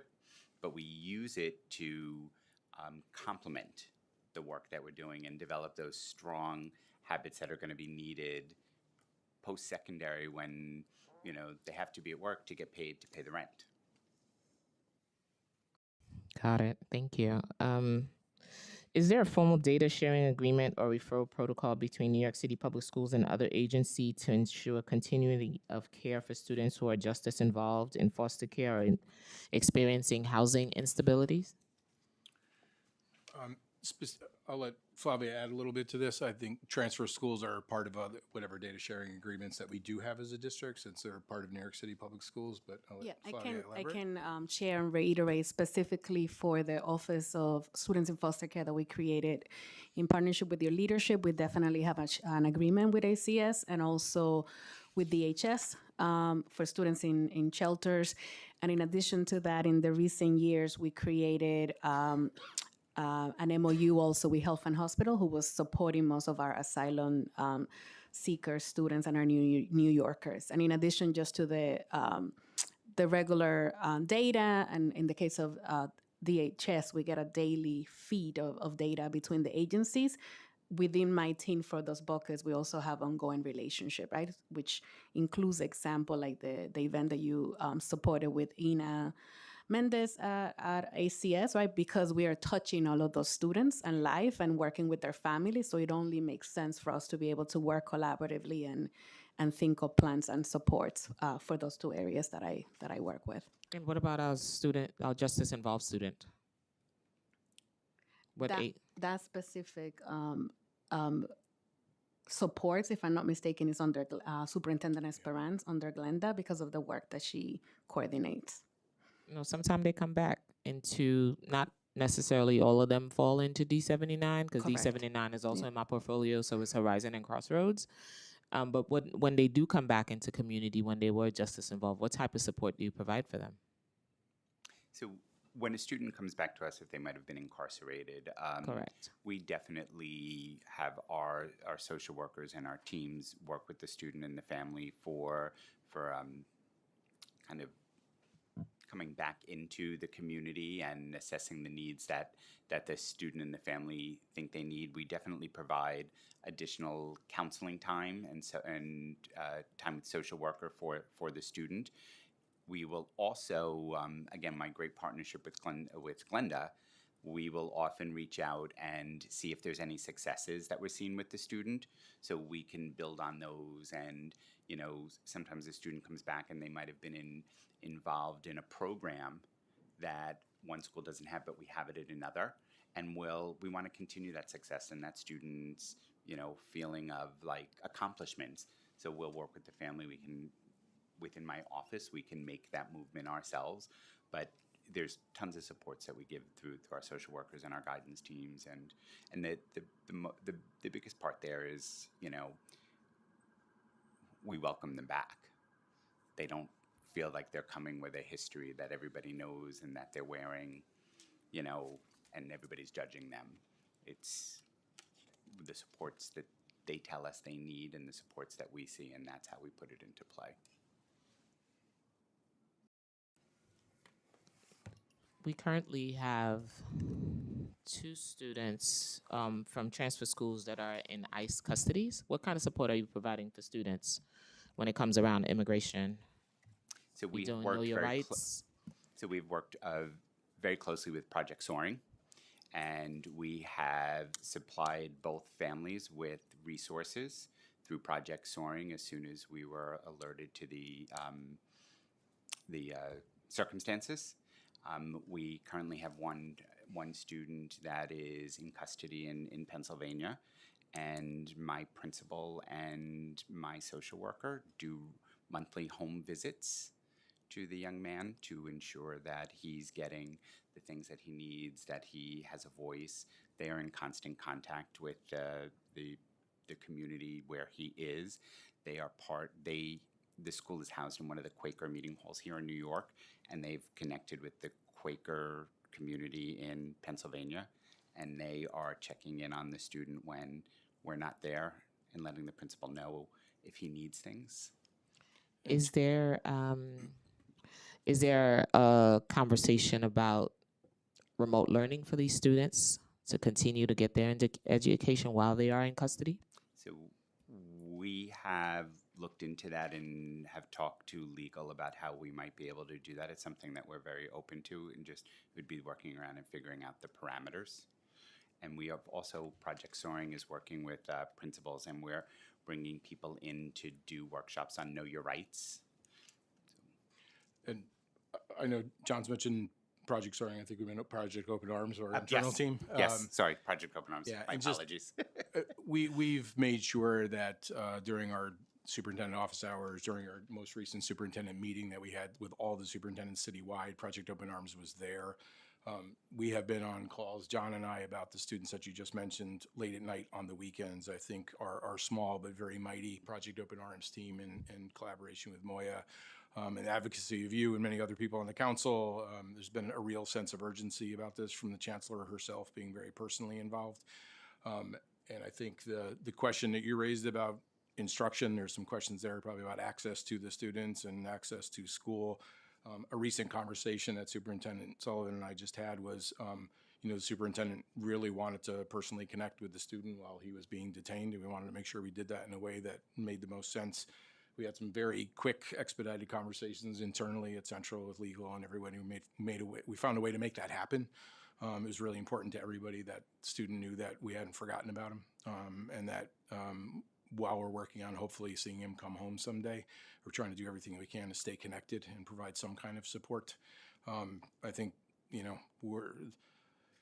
I think it's hit us all very hard to see this happening to students. It's hit our school communities as well. So I think some of the additional supports that Project Open Arms has tried to provide as well, like just recently we had a conversation with a principal, was not at a transfer school though, about how to talk to the school community about how this is impacting the students and the other families there. So I think, there's the impact on the student and the family that's directly affected by this, and then there's the broader impact on the whole school community, right, as well as our whole city. And I think this, given the number of cases that we've had to talk about this year, it's a pretty widespread impact. But I give Superintendent Sullivan a lot of credit for really seeing the sense of urgency with, especially with some of the older students in transfer schools who are often carrying a tremendous amount of family responsibility as well. They are carrying a lot of responsibilities. All right, and your transfer school, all of your principals are trained on protocols around ICE? Yes. As have all the superintendents citywide. And again, we just last week, I believe, we did a And the session. superintendents turn around and provide turnkey to their principals? Yes, Yes. and there's been direct training for principals and other staff members as well. I don't have those numbers in front of me, but the number of both Know Your Rights training, but also just making sure that everyone at the school, as many people as possible at the school, are aware of what that protocol is. There have been repeated trainings around that, and the expectation is, yes, that is also happening at the district level after we're training superintendents and principals as well. And Project Open Arms is providing resources to schools to know where they are and where they're living? Okay. Yes. What percentage of New York City public school students without IEPs receive suspensions more than 10 consecutive days, school days? Hi, Andy Corso again.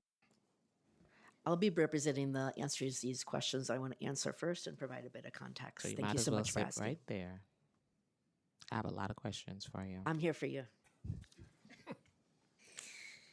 So to answer the question directly, 0.2% of New York City public school students without an IEP received a suspension of more than 10 consecutive school days.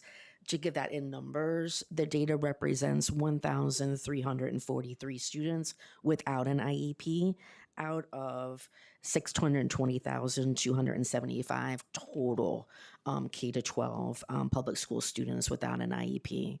And just as a bit of context, we certainly know in the Division of Inclusive and Accessible Learning that behavior is communication. We don't want to get to a place where we have students suspended 10 or more consecutive school days, and we'll speak a bit more about that there. I also just want to acknowledge, and you certainly highlighted this in this meeting, the work around suspension and MDR is multi-divisional. I'm here from Dial today, but please know I represent the work of Office of Safety and Youth Development, of Division of School Leadership. This is something that we have to wrap our arms around from multiple divisions. And that's what I mean in terms of agencies have to talk to each other. Exactly. In order for us to do this work, it's not a one person, it's a multifaceted problem. I get that. So how many MDRs took place in 2024 and 2025 school year? Yeah, I'm gonna get that number for you.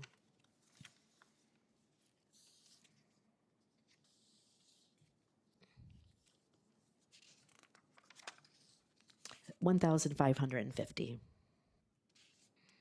And how many students with IEPs receive suspensions of more than 10 consecutive days? And just a quick follow-up, when we do suspend them, where do we send them? And do you track? Are they reporting to the sites? Great questions.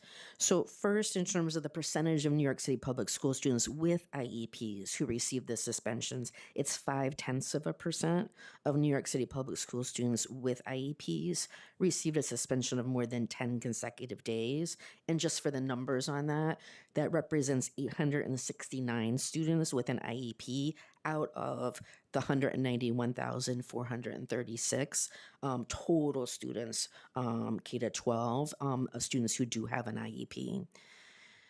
For the suspension, we do have in our standard operating procedures manual what happens during the suspension. We have alternative learning centers for older students or partner buddy schools for younger students, for students while they're serving a suspension. In terms of attendance, making sure that we do track attendance at the ALC or at the buddy school so attendance is consistently tracked. I don't have the information here today what those attendance numbers are. Which you will kindly send it to me. Absolutely. Thank you. Of the MDRs were students in New York City public schools, and how many were from charter schools? One thing I'm going to make a quick system note here and also share it. CSIS and some other New York City public school systems don't include MDR information regarding charter school students, but our CSEs do manually track such information. Just a caveat there, manual tracking sometimes is not perfect data, but according to the data that we have for the 2024 and 2025 school year, the regional CSEs conducted 380 MDRs for students attending charter schools. Okay.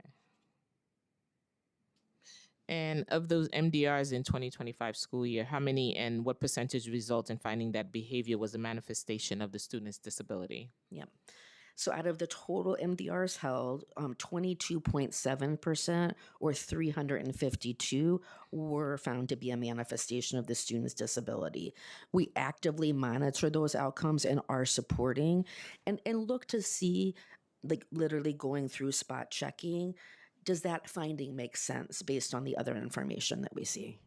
And when students are suspended, what support are in place for them to come back to their home school? What supports are in place to welcome them back into community? It's a huge area of focus. That re-entry is so critically important. We have two sides of that. One is what's happening at the ALC or at the buddy school, and then what's happening at the returning or receiving school. One of the extraordinary innovations we've worked on this year, and this is through the leadership of the ALC, is to have students make a plan. What's the actual intentional plan for reentry? Who's an ally at the school that they can work with? What are their goals? What's their value to the community? I'm not going to say this work is where it needs to be. This is an ongoing work, but making sure that reentry is planned, is collaborative, is thoughtful, and centers the student is a key to success. Absolutely. How many and what percentage resulted in finding that behavior was not a manifestation of the student's disability?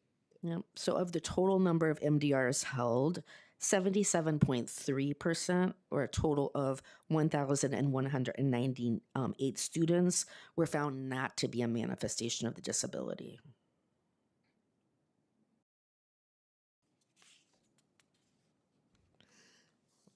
Why the numbers are so high? I'm glad you asked. When we benchmark these are pretty consistent percentages, which doesn't mean there's not a problem. So we look nationwide, and this is in range. It's also higher than it has been in history for us, and that doesn't mean there's not a problem. And so one of the things that we're really looking at is, are our schools, and we support them on this, doing the functional behavior analysis? What is the function of the behavior? And a behavior intervention plan, which is actually behavior science to support the student to meet their needs. Are those things happening before we get to a suspension or MDR, but certainly once we're at the MDR phase? Again, we know behavior is communication. So what need is not being met? And particularly for our students with IEPs, there are two important things that must be looked at the MDR. One, is this related to the student's disability, positive manifestation, but also, is the student receiving the services on their IEP? And that is a critical responsibility that we have as a Department of Education. If they are not receiving the services that we say that they need in their IEP, then that should be a positive determination. And so that's consistent and ongoing training that we support our schools with. And that was one of the things I asked earlier around making sure they are getting their legally mandated Exactly. services on their IEPs, right? Exactly. And is any way there's any behavioral specialist around to also evaluate? Is that something considered in schools, that behavioral specialists will be needed? Because not guidance counselors sometimes cannot do that work. Psychologists cannot do that, but a behavioral specialist should be on board to do those type of work. But for me, the numbers are very troubling. Understood. And we have to find a root cause. Yes. And in order to have solutions for our young people, because this leads to so many things. This leads to criminal justice involvement, and that's where we don't want our students to end up. Of the MDRs where there was a finding that behavior was not a manifestation of disabilities, how many and what percentage included a parent representative, such as an attorney or advocate? 3 answers to this question. One, we absolutely believe families need to have advocates, have the right to have advocates, and that advocates, we do have advocates that are free of charge. And so one of the things we work with advocates on is on the MDR letter, actually having the contact information for those folks so that families, it's right there in order to get free or low cost legal advocacy and support. And we have a systems problem that I'll share with you. Right now, the New York City Public Schools data system for suspensions and MDR does not track the role of MDR participants except for the parent. The other rule says other.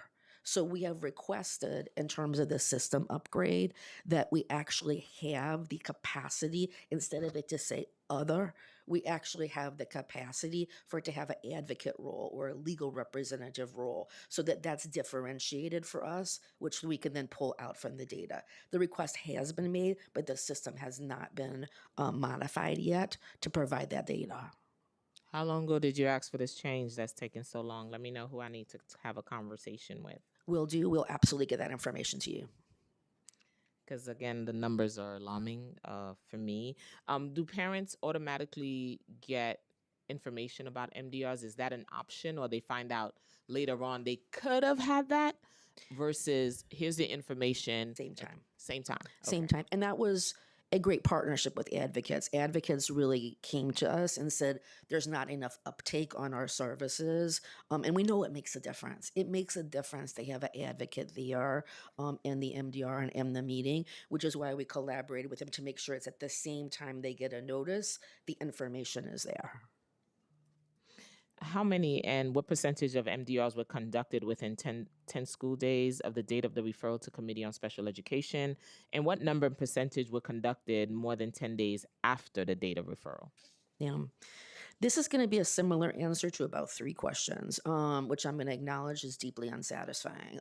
So right now, for this question and a few more, the answer is we track this internally, but do not yet have public reporting and auditing of this data. This is why we're in such support of 1359 and deep gratitude for your partnership and leadership on this. We have to have this transparency. The public deserves this information, and it will help us do better.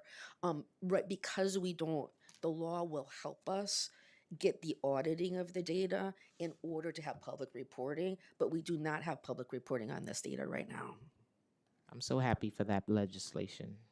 Yeah, absolutely. What numbers and percentage of MDR determinations were appealed by families last year? How many were appealed? We had 8 due process appeals related to MDRs in the 2024-2025 school year. Of those, 6 resulted in favorable outcomes for families. See, so you see, when parents are informed, they're also very empowered to make better decisions for their children. What number of percentage of those appeals you said was successful? Was all of them? 6 out of 8, so 75%. Okay. Now let's talk about some money, right? New York City Public Schools' favorite topic, money. How does New York City Public Schools per pupil funding model account for mid-year enrollment changes and extend for students' absences? Could you repeat the last part of the question about absences? again? Sorry. Absolutely. How does New York City the per pupil funding model account for mid-year enrollment changes and extended student absences? So, transfer schools are largely funded the same way that other schools are funded, as you know, in terms of the way FSF works. They do receive the same weights for L's, students with disabilities, and the high SDH weight. needs. And then there's also the additional transfer weight. Normally we're looking at October 31st register deadlines. If there's a mid-year adjustment, which as of right this moment, we do not have a decision on that for this year. That's not something that New York City Public Schools can unilaterally decide. The administration would have to weigh in on that. But as I think Superintendent Sullivan described earlier, right, one of the challenges we face in transfer schools is that because we have students coming in regularly throughout the year to a degree that we don't see in traditional high schools, that is a factor in some of the challenges that we've been discussing in terms of special education services and services for L's as well. So when there have been mid-year adjustments, transfer schools have benefited from those as well, which I think are particularly important to transfer schools, if we're being honest, right? I think they're important to all schools. Absolutely. Everyone needs that funding, but because of the nature of enrollment in transfer schools, I think it's a particularly important issue for them as well. How often do you appeal for funding? So we appeal pretty regularly, especially during our initial enrollments. We often push back on the number that comes based on trends that we see, and trends that we see especially later in the school years, which is directly the point that Chief Luft is talking to. Like, after October 31st, it becomes a different world for transfer schools. Which is tomorrow. Yes. Pointedly, Halloween. No. How does New York City Public School evaluate whether current funding levels are sufficient to meet mandates to support L's and SD students with disabilities in transfer schools? I will say thank you for having this hearing, because that's one way that we do that. right, The fact that shout we're having this conversation now. I think I think what Andy Corso just talked about in terms of some of the issues that we have, and a lot of what Superintendent Sullivan's described, I think we've made some strides in funding in that we do have additional funding over the last couple of years now. I think it's 3 years ago when we adjusted the formula, that there are additional funds going to transfer schools. But again, I think we've acknowledged some areas where transfer schools have some unique challenges that I think they're using the funds they have as strategically as possible. I think Superintendent Sullivan's working with principals to make sure we're making the best use of those funds.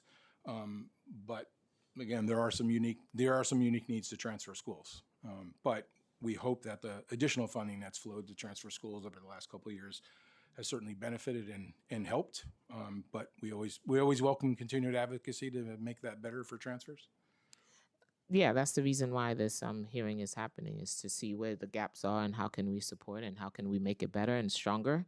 You have young people that depend on this, and we want to make sure when they go through our school system, they have a good experience and good outcomes. So how does New York City Public School adjust transfer school funding to account for increased enrollment of newly arrived asylum seekers students? I mean, currently, similar to what we do with other high schools, right? So in past years when we have had mid-year adjustments, again, transfers have benefited from those. Short of that, they are, without a mid-year adjustment, there wouldn't be a significant change in funding in the middle of the year or later in the year. So.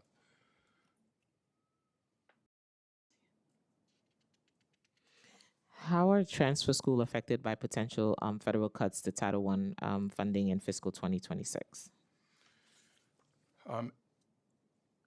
With the caveat that I'm not the finance team, but I can speak to this a little bit and certainly follow up with anything else that you might need.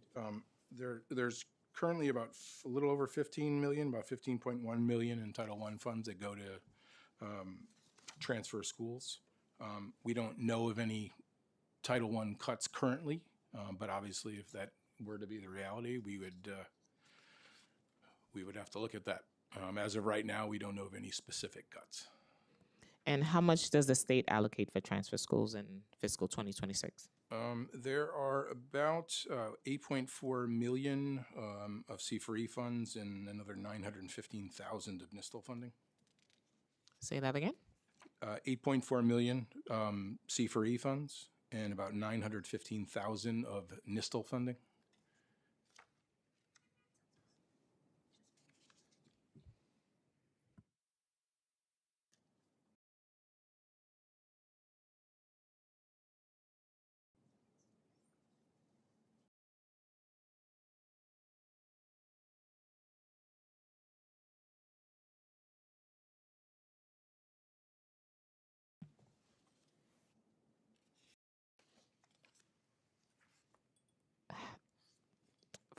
There's an additional issue for middle school students who are overage, undercredited, because there's only one option, Restart Academy, that we talked about earlier.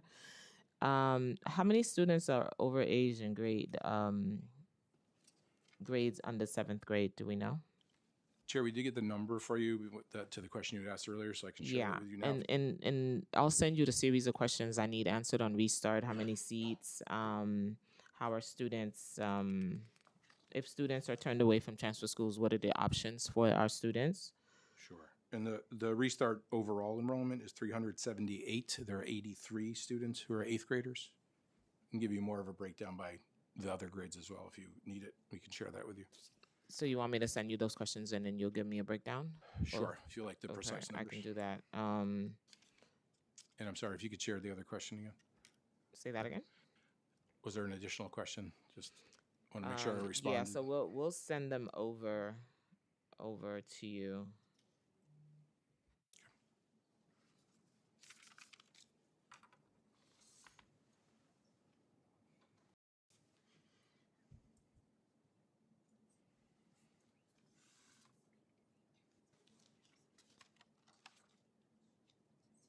I got another incoming question. What does New York City Public Schools would New York City Public School open to issuing a school allocation MOU on learning to work funding in future years to track COB's funding and level by each transfer school? Melanie? Can you repeat that? Sure. New York City, would New York City Public Schools be opening to issuing a school allocation memorandum on learning to work funding in future years to track CBOs and funding levels by each transfer school?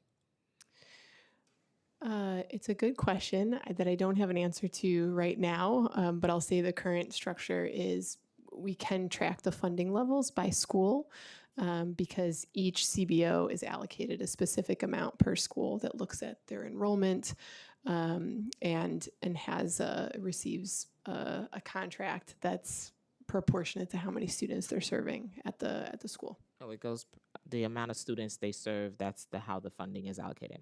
Okay, thank you.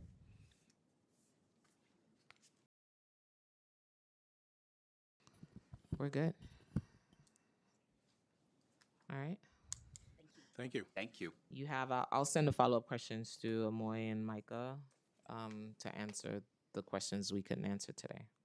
Thank you so much. We appreciate you spending this much time. Thank you on so transfer much. I schools. think there should be a middle school. And I'd but love we're to going do to talk some- about that. And I'd love to do some visits if you're available. Huh? I'd love to do some visits Oh, when you're I'm available. always ready for a school visit. Good. We'll get some on the calendar. Yes, yes. Thank you so much. And we will take a 5-minute break just to set up for public testimony. Thank you so much.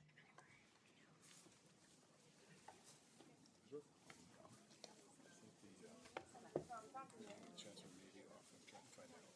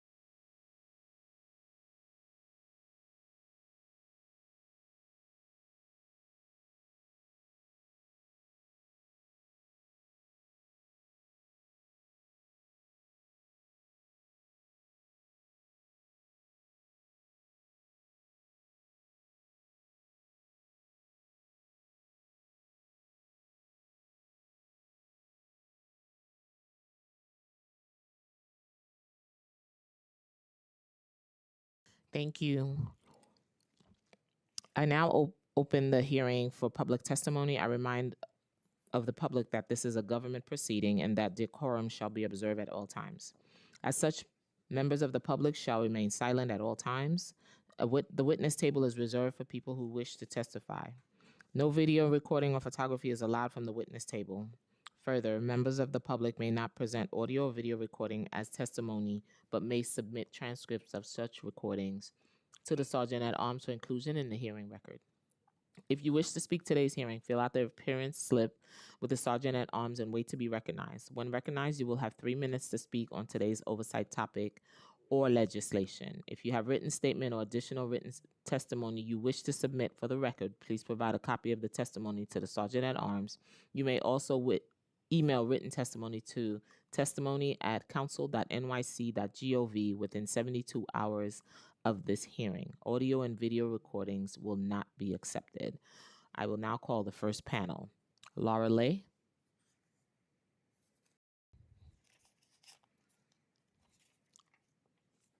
Amy Herrera. Lane Ananda. If I butchered a name, forgive me. Last name Nananda, Nanda.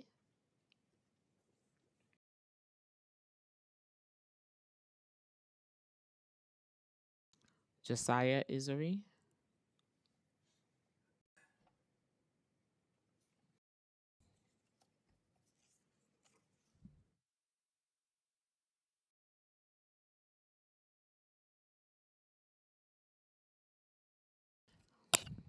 Well, hi and welcome. You may begin.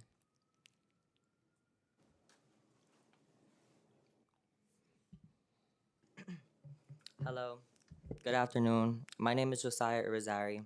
I am 17 years old and I am finishing my second year at Urban Dub Team Charter School 2 Bronx, a transfer school for overaged, undercredited students. I started my high school career at Bronx Bridges High School, but I struggled there and fell behind. There was a lot of bullying that became overwhelming and stopped me from focusing on school. My counselor told me about a DOE transfer school called Bronx Regional High School that was smaller and could better support me because they had a program called Learn to Work that offered a lot of services like internships, college support, and counseling. When I went there, though, they told me they were worried about my attendance from my prior school. The interview process was also very cold, and I was not sure that I would get the support I needed. However, I soon found out about Urban Dove, a chartered transfer school. They didn't care about my previous attendance, and they made me feel like I would be safe. They accepted me, and I love this school, and I am doing much better. It is not an easy path, but I am working hard and gaining confidence in myself. But when I got to Urban Dove and asked about Learn to Work, I was told they didn't get Learn to Work program because they are a charter school. How is that fair? If Bronx Regional had taken me, I would get Learn to Work, but because they wouldn't and Urban Dove would, I don't get it. It makes no sense. I am still me. What difference does it make which public school I attend? All overage, undercredited public schools students who are working hard to get back on track deserve the same support. Thank you. Thank you. Good afternoon. My name is Amy Herrera, and I am 17 years old. I go to New Dawn Charter School in Brooklyn. Before I begin, I do want to say thank you for giving me the opportunity to share my story. Prior to attending New Dawn Charter High School, I was a student at FDR High School. When I first entered FDR, I was a good student until I started hanging out with the wrong crowd. My academics started taking a turn for the worse. I became distracted and lost focus. School was not a place that I enjoyed going to anymore. I would miss classes because I did not like going to school, which ultimately led to me failing my classes. At that point, it felt like I was throwing my dreams away just to fit in with the crowd. This was also a difficult time for my mom, who did not know what to do. While exploring new options for me to go to school, one of my teachers suggested that I attend New Dawn Charter High School. This was one of the best decisions ever because they supported students like me who had so much potential to succeed but needed a new start. Since attending New Dawn, I have become a much better student and person in general. I have A's in all my classes and nearly perfect attendance. I feel supported by my teachers and have been learning career skills throughout my internship program as well. This helps me better prepare for my future career, which puts me a step ahead once I graduate high school. While at New Dawn, I found out that the Learn to Work program was not offered in transfer charter schools due to funding being limited to only public schools. I do believe that transfer charter schools do a great job in helping students like me succeed, and that we should be given the same resources and access to this program as other public schools who have learned to work. I am here today to speak on behalf of myself and other students like me who attend transfer charter schools and would greatly benefit from Learn to Work programs. Education is the gateway to success, and what better way to prepare us for our futures by giving us all access to the same resources? Me attending a transfer charter school should not exclude me from the benefits offered by the Learn to Work program.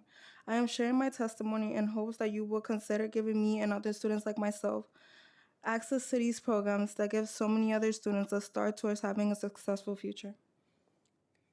Thank you.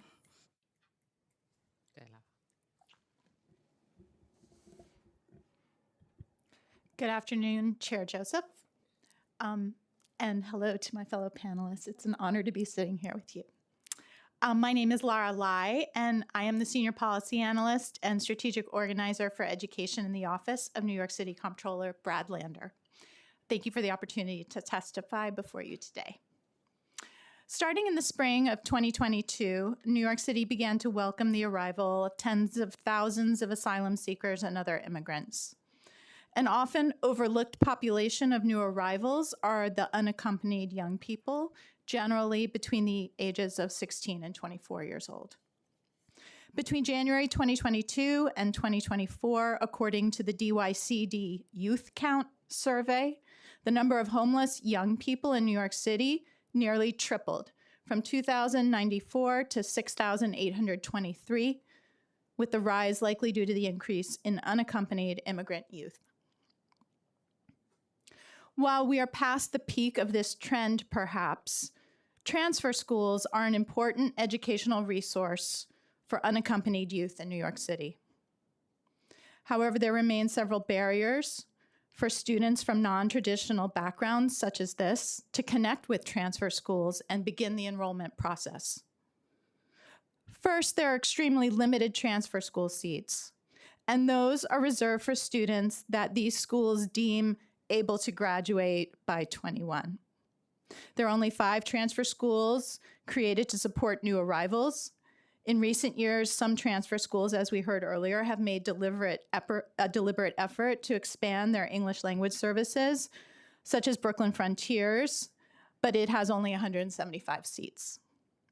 Second, transfer schools work on a referral basis, and immigrant youth are often in need of enrollment without previous placement in a traditional high school and without a guidance counselor or a parent to refer them. Newcomer youth must enroll in school at family welcome centers in person, where advocates have told us that staff are poorly trained to assist this population of students and unable to provide the needed referrals for transfer schools. Staff at family welcome centers do not track the number of seats available at transfer schools, which makes it even harder for newly arrived students to find placements. Officially, family welcome centers accept walk-in appointments, but advocates have reported that youth have been turned away because they didn't have an appointment or because they didn't have a parent with them, which is actually not required. The New York State Department of Education issued guidance in 2016 that districts cannot force students to pursue a GED, yet we have heard numerous reports that unaccompanied youth have been pushed by family welcome centers into GED programs and discouraged from attending high school. We have several recommendations in our written testimony that I would be happy for you to take a look at when you have a chance. Thank you. And that was one of the things we brought up in the welcoming centers. And believe it or not, international networks are not allowed to go there. That's something we need to work on with New York City Public Schools. Micah's here taking notes to have international schools at the welcome centers. I told him that since 2022. Nobody's listening. Thank you, Chair. My schools would be helpful too for enrollment, honestly. Yep. And also language barrier also becomes a huge issue. So we got some work to do. Do you find it easy to meet with your guidance counselor or social worker at your schools? Yeah, I always have the opportunity to go talk to my counselor or my mentor, which is actually back there. She is always there available for me whenever I need help or whenever I need to talk to her. And my principal and really any teacher that I need to talk to will always be available for me to talk to them. Yeah, same here. When I feel like accessing, like, somebody in my school, like my social worker principal or my coaches, they're very open to me. To me, they really, like, they inspire me to, like, really look up to them because they show so much good sportsmanship. And I really enjoy that in my school because not much schools will, like, provide that, or, it's just difficult for some kids to feel like, they're in a safe space. But in my school, like, everyone is always, like, when I come into school early in the morning, everyone's always excited to see me, and it makes me feel motivated to keep doing what I do and just progressing more and further. Well, thank you to the guidance counselors and the social workers for your service. Thank you. What additional supports are available for you at your school? What additional supports would you like to see? Don't be shy. So I do have a lot of support when it comes to, like, if I'm feeling down, or like if I'm dealing with like struggles, and like it isn't easy as a kid, especially as a teenager who's in high school, going to a transfer school. When I need, like, an opportunity to talk to somebody, or like feel like I'm not alone, it's always an open door, and they give me what I need, they provide me with what I need. They like, they make sure that I'm not by myself, or like fighting my battles alone, and I really enjoy that. I don't really have any complaints. Like, I get everything I need. I get all the support I need. But some of my friends have complained to me about their internship programs, how they heard, well, some of my friends do complain about the money because apparently they're not getting enough or they're getting paid limited. But I don't really know what to tell them to that. They have told me that they want to transfer to a different school because of that. I try to convince them not to give it a chance, but like, it gets to a point. We hear you loud and clear on the LCW, the opportunity. They are working on an RFP now. So hopefully you guys get included and not left behind. Go ahead, Mr. Urban Dove. Jay Nanda from Urban Dove. Thank you to the council. Thank you, Madam Chair. I've spoken on this topic many times. I won't reiterate all my words, but I do think there are a couple of key points that are important to understand. The DOE has a $30 billion plus budget. Including charter transfer schools in the Learn to Work program is a rounding error. I mean, it's ridiculous how little money we're talking about. So it really comes down to a philosophical question. These students have already made that case. I'm not going to waste your time making that case. We are not asking for DOE transfer schools to get less money in their grants to give us a contract. We're asking for the pot to be increased. We're not asking for money to be taken away from transfer school kids across the city. We're asking for a few extra dollars to be added to support all transfer school students across the city. Charter transfer schools play an important role, frankly, in this landscape. For Urban Dove's part, we take 15-year-olds. Many transfer schools don't. Right.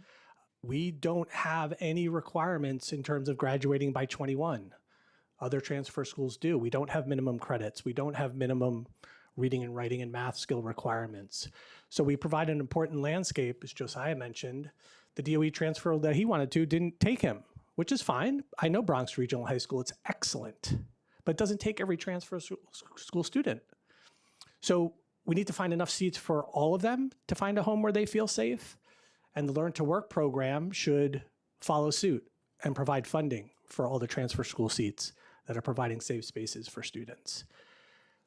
Mayor Eric Adams has written in a letter that he supports this position. We have it in writing and have had it for the last 5 years. This is not a political issue anymore. This is simply a matter of allowing this new RFP that is coming out that we have waited many years for, and you have been championing this cause for as long as anyone can remember. We have finally gotten to the point we have been promised. A new RFP is coming. Great. Let's just add a few sentences and make sure all the students are taken care of. We've done the hard work. This is easy. Not doing this would be a travesty, and anything that Urban Dove can do, and I know anything that New Dawn can do to support you in your efforts, all you have to do is ask, and we appreciate your time and efforts, and appreciate your time today. Thank you. Thank you. Thank you so much. Thank you for being here. Continue to use your voices as young people to fight for the things you need. Thank you. Laura, I saw your recommendations. I'll follow up with you offline and see how we could implement them or at least advocate for implementation. Yeah, I mean, some of them are funding recommendations. I think some of them are funding recommendations that you've heard before, but I think the enrollment and the Family Welcome Center, the enrollment on My Schools option and the Family Welcome Center recommendations are especially important. Thank you so much.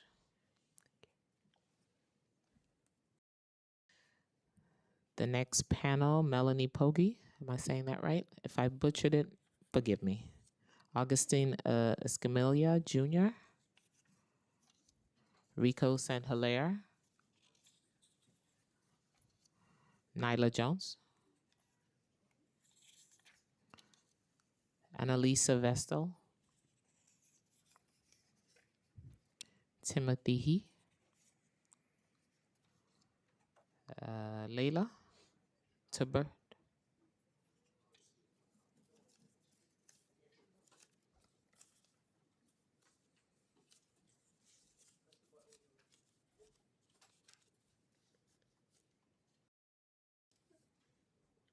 whenever you want to start, wherever you want to start, which.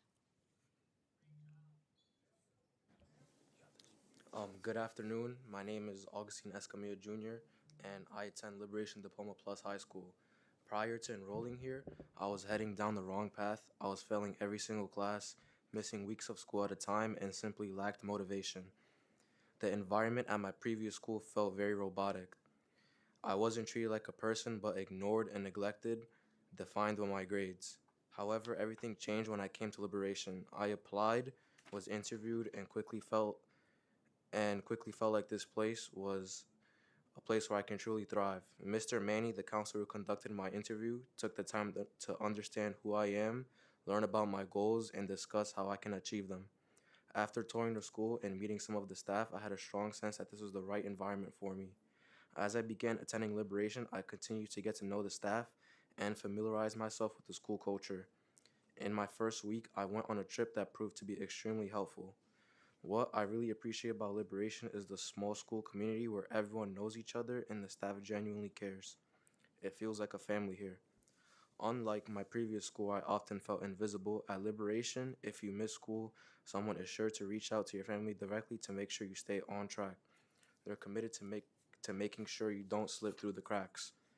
Recently, JCCA conducted a check-in with all the students, asking important questions about our home lives and mental well-being and assistance. Many of the staff members I've connected with have similar experiences and come from challenging backgrounds themselves, even having attended alternative schools. I am now on track to graduate in either June or August, depending on whether I complete extra work. Additionally, I've started thinking about going to college, thanks in part to conversations with Ms. Rashida and Mr. Ofrilla. After hearing from an FDNY firefighter who visited our class, I'm considering pursuing a career with the fire department. These are dreams I would have never imagined for myself while I was at my previous school. Liberation has truly given me and many other students a second chance at making something of ourselves. It's a place where I feel supported, motivated, and encouraged to strive for more than I ever thought was possible. Thank you.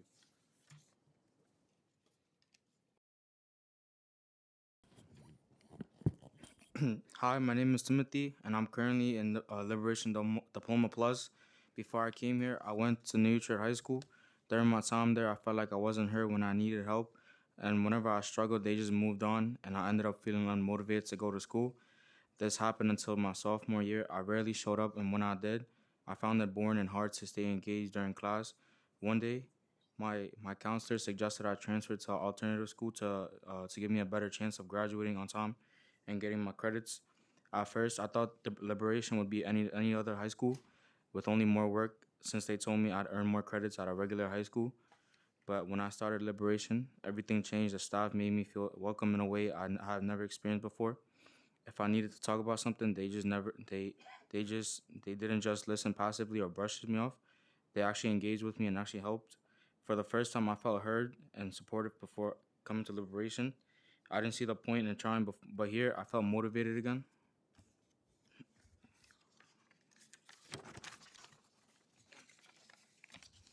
So I started showing up every day, and like I felt like a new person. The school provided me with the help I needed to understand my work, and they just didn't. They didn't just focus on my academics. They took the time to talk about my future, what I wanted to do, and how to prepare for my career. It was something I hadn't seen other schools do, and it made a huge difference in how I view my education life. And after being here for a little over a year, I got into the JCC internship program. I'm really grateful for it. It gave me a glimpse of what adulthood and working life are like. The experience has taught me new responsibilities, and it fits into my schedule in a way that doesn't overwhelm me. It's been a real eye opener and prepared me for a real world. Without Liberation, I honestly don't think I would have achieved the things that I've accomplished or developed the skills that I have now. The teachers and counselors here have been instrumental in helping me realize my potential, and I'm truly thankful for all the support they've given me. Thank you. Go ahead. There you go. Is it on? Oh. Hi, my name is Annalise Silvestro. Good afternoon. I'm a student at Liberation Diploma Plus High School. Okay. There was a time where I struggled with not only school problems but also personal issues. They always say family comes first, but once I started applying that phrase into my life, I started losing track of where I placed myself and couldn't keep up, as if I was stuck in place. Don't get me wrong, I love my family to death, but I know it would hurt me worse to keep having myself to fail, not only in school, but also in life. In my old school, it was very much all chaotic and mix-ups to the point where not a lot of people, including me, got to receive the help that was really needed. At that point, as if I wanted to give up, until I was introduced to Liberation Diploma Plus High School, my second home and my safe space. As soon as I entered into my first year at Liberation, I felt at peace. I started coming to school more, getting good grades, going to special events. Yeah, for me, there can be a little ups and downs here and there, but for the most part, I feel like I was living it up at Liberation. I am very thankful for Liberation staff and JCCA because they really took me in and took the time to get to know me, making me feel respected, helping me with any personal or school issues, which created a new soft spot into my heart. The JCCA internship has played a big role in my life, helping me grow personally and professionally, creating many different opportunities and paths for me to take when leaving high school and entering the real world. To be honest, I have never seen a high school that can do what Liberation has done, and I'm very thankful to Liberation and JCCA staff for allowing me to take a pause and reset and for seeing the best in me. Thank you. Thank you. Thank you. Thank you. I hope you were not nervous.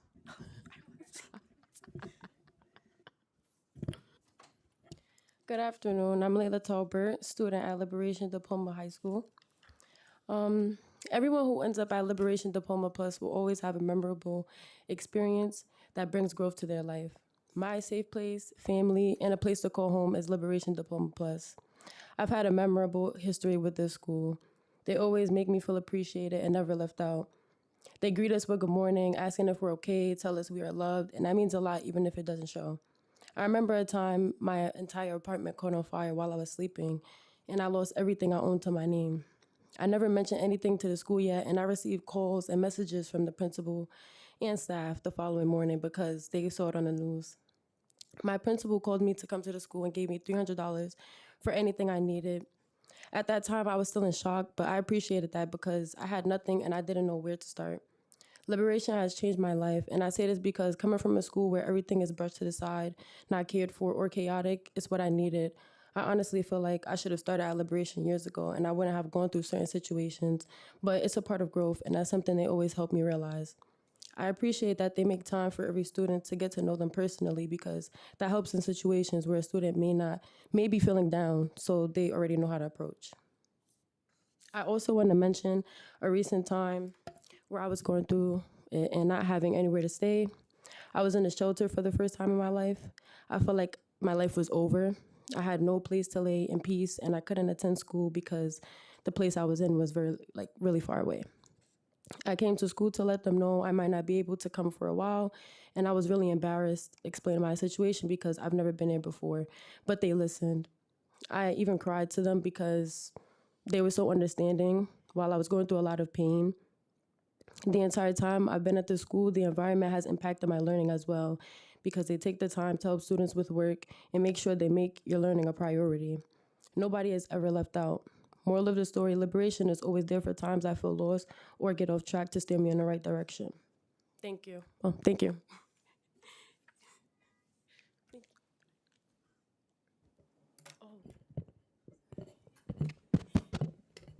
Hello, hello. Hello. Good afternoon. I do that too. Hello, my name is Rico St. Hilaire. I'm a graduate of Liberation Diploma Plus High School. I was invited by Ms. Poggi to talk about my experiences with the internship program. The JCCA internship program is very helpful for students because it prepares us for life after school. It gives us responsibilities like coming to school on time, getting good grades, and handling conflicts correctly. We get work experience, and most importantly, we get paid. We aren't treated like kids, we're treated like adults, and we're expected to act that way. Every 2 weeks, Ms. Poggi holds these group meetings with all the interns where we get split up into groups and do many different types of activities. We have been able to improve our team building skills, interpersonal skills through interviewing each other and talking about life and what type of person we want to become. I wouldn't be where I am now if it wasn't for the internship. Thank you. Good afternoon. My name is Melanie Rose Poggi. I'm the internship coordinator for the JCCA at Liberation Diploma Plus High School. School and work are usually spaces where we understand there's pressure to present a perfect image of ourselves. Liberation is a school that relieves our students from this performance. At Liberation, we encourage our students to find power in their authenticity and vulnerability. Not only do staff and students share similar upbringings, but we work together as a team to build their character, enabling them to overcome any barriers. We understand that everyday life constantly redirects and deters us from our goals. This is especially challenging for the youth to navigate in a large school, where they often feel lost and overlooked. We encourage our students to feel free to share any struggles that prevent them from focusing on school, no matter what they are, and we assist them in any way possible. Whether it's conflict with family, friends, needing extra food at home, wanting a job to contribute to their household, or just needing a moment to take a mental break from class, every student at Liberation knows they will find someone in the building who will listen and come up with solutions. Our personal relationships with our students give us the opportunities to see our kids as a whole individual, not just as a student. As the JCCA internship coordinator, I understand what it's like to end up in a transfer school.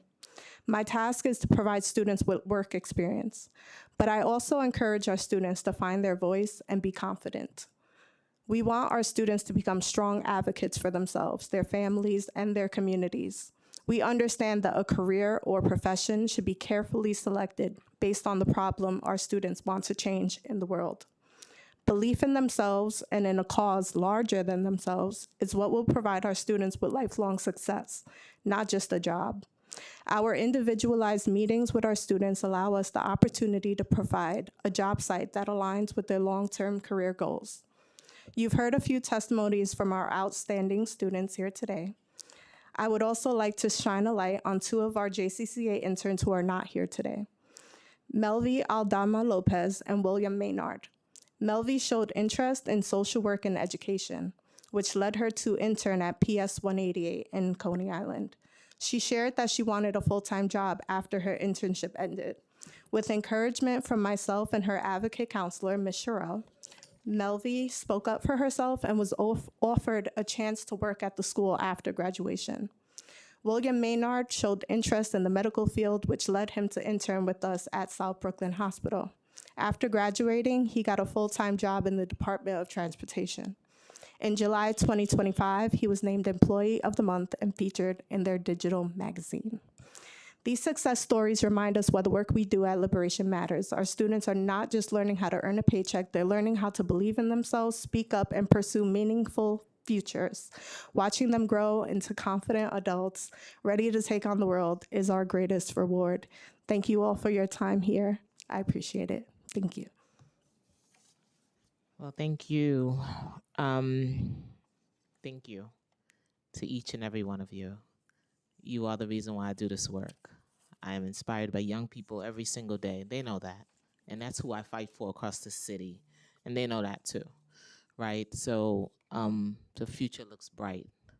I'm proud of each and every one of you. Today, continue to show up. Continue to take up space.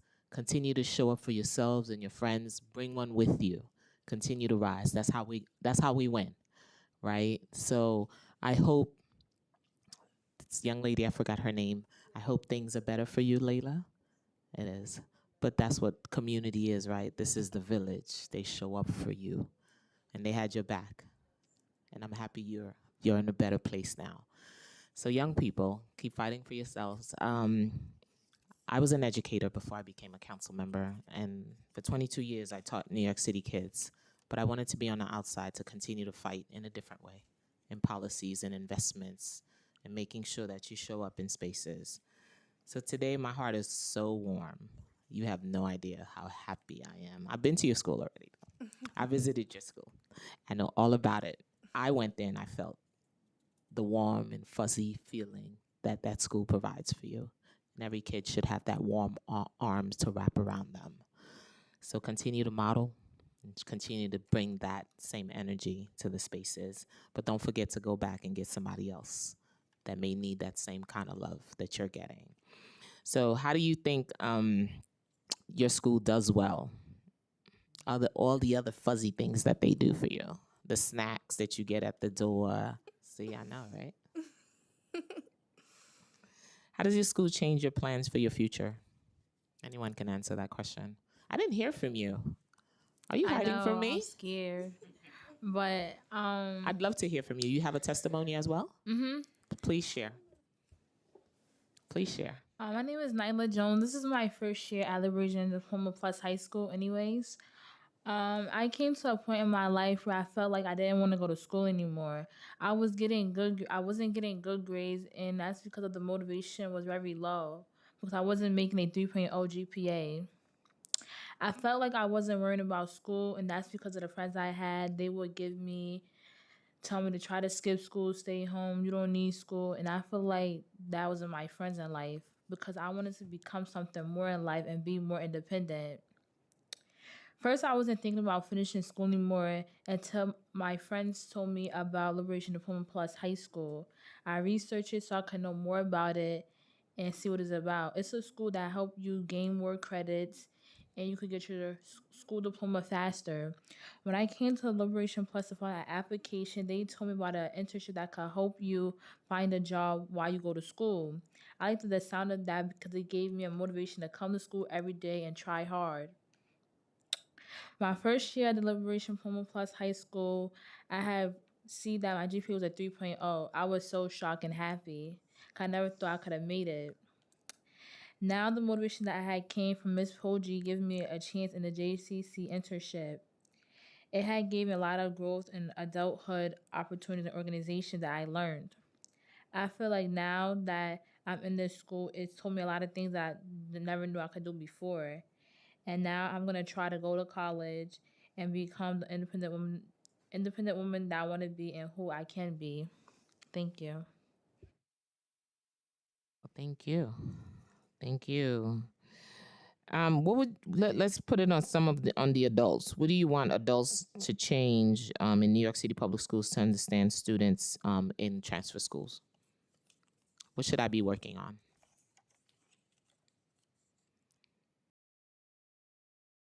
You got an idea? You could start sharing and then go ahead. Oh, maybe like the school schedule, like getting up early in the morning. Like, I hate getting up early in the morning, but maybe that, Maybe And- staggered hours to come in. Yeah, and Okay, maybe you hear that, Micah? and maybe, and maybe like school lunch. We talk about this all the time. Oh yeah. Tell me about school lunch. I did a whole hearing on school lunch. Talk to me about that. School lunch, it's not that bad. We usually go. Most of the students, we usually like if we come in early, we get to go outside and like take a little time to ourselves and get lunch outside, and then we come back in, and then yeah, we go back to our class. It's not that bad. It's not that bad. Yeah. But you don't eat the food they serve in the lunch in the cafeteria? No, I go outside. Ooh. Is it that bad? Oh. It's not bad. I just rather go outside, you know? Okay, okay. Yeah. Fresh air is good. Vitamin D is good, right? I agree. And you guys feel known and cared by the adults in your school buildings? Yes. Yeah. Very? Yeah. Oh, yeah. Okay, so I should see more of you guys going back to become teachers in that school building. We need more teachers across the city. What kind of supports, academic, emotional, career have been most helpful to you? I didn't think I was gonna have questions. Probably our Future Ready class. Yeah, we are able to like research our career jobs and college schools or trade schools, and we're able to like seek and research like different opportunities or like things we want to do in life, you know. Yeah. And then our teacher, Mr. O, we call him Mr. O. He might throw in a little fist bump, high five, a little heart. He's so random. We need random teachers. My future firefighter. Thank you. I wanted to add on to what she said. Our Future Ready class is a very good class. You know, we get to really explore and see what we want to do for ourselves after high school, and it's also preparing us for after high school as well. And not too long ago, they brought in a FDNY firefighter, so that was very interesting, not only for myself, but for other students as well that want to pursue that path. And then there will be other opportunities where they bring in, you know, like car mechanics or trade school, like people that are going through the trade school process. You know, they just bring in people that are going through that experience, and you know, it might motivate someone in the classroom that they want to do that. They want to do that path, and they want to take that career. So yeah. Can each of you share with me your career path? What are you thinking? My career path, I want to be a cosmetologist. I want to own my own business. I want to be my own boss. So all right, entrepreneur. Yeah. I love that. My career path, I'm thinking of let me see, real estate agent or maybe a teacher, maybe. We need more teachers. Yeah. No, I'm maybe just a saying. teacher. But yeah. Okay. At first, when I was like in the 5th grade, I always wanted to be a teacher and a therapist. But after I seen like the money rates, it's not for me. I'm sorry. I'm trying to make a lot of money and better. So, at my other class, we had to like a little lesson on what we want to be. So I had look in nurse clinical specialist. I see that's like more for me. And you could also still work with kids that need special needs and help. Stuff like that's the future that I want to see in. Yeah, teachers are broke, I know. For my future path, I want to be in the military. And once I get out the military, but during the military, I do want to be a mechanic or electrician. But once I get out, I want to go to trade school and become an electrician. Love it. What branch of the armed Army. forces? The Army? Yeah. And you're my future firefighter. And what about you?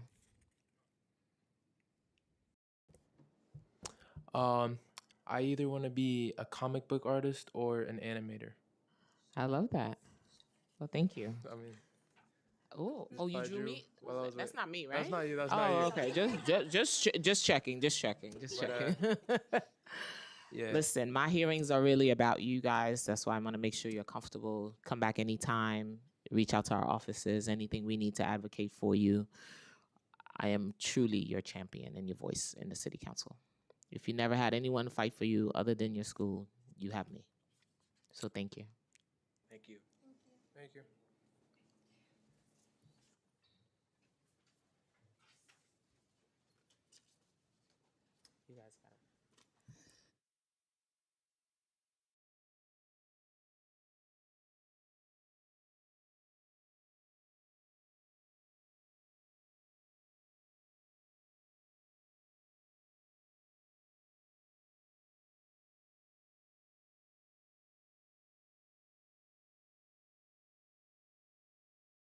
Rohini Singh, Ryan Mellis, and Joelle Pietzkrat. If I mispronounce, forgive me. Forgive.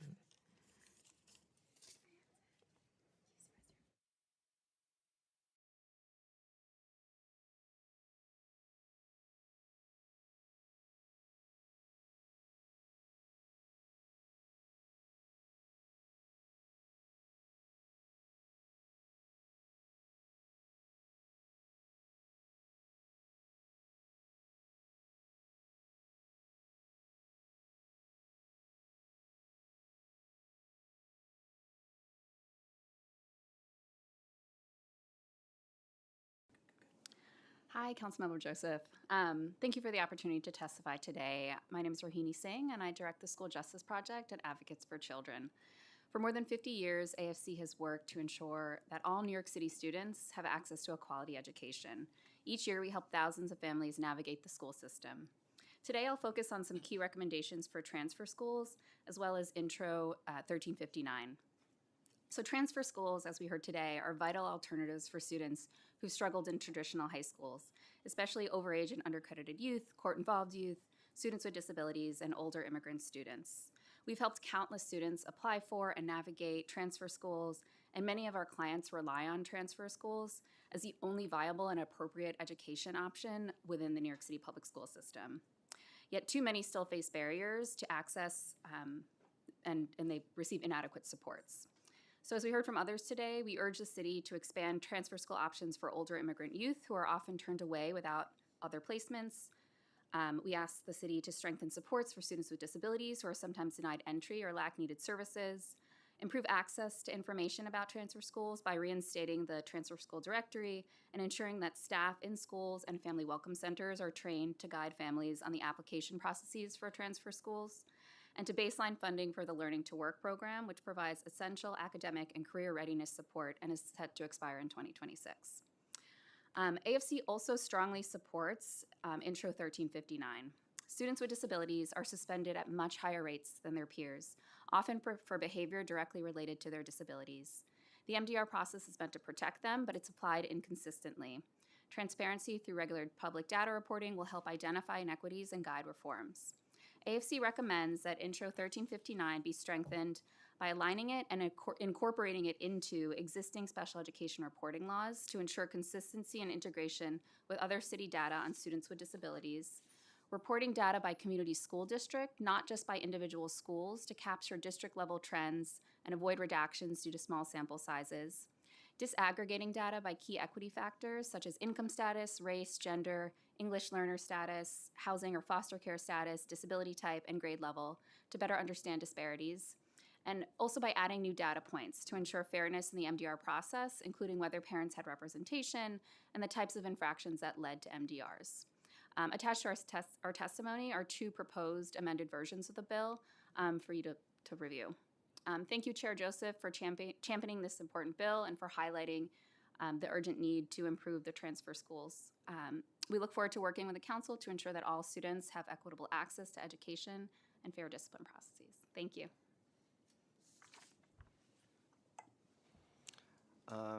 Hello. Hi. Hi, Chair Joseph. My name is Joel Pietzak. I am a staff attorney in the Education Law Project at the Legal Aid Society. I represent students at suspension hearings and manifestation determination reviews. MDRs are a vital protection for students with disabilities, and the citywide data surrounding these meetings is sorely lacking.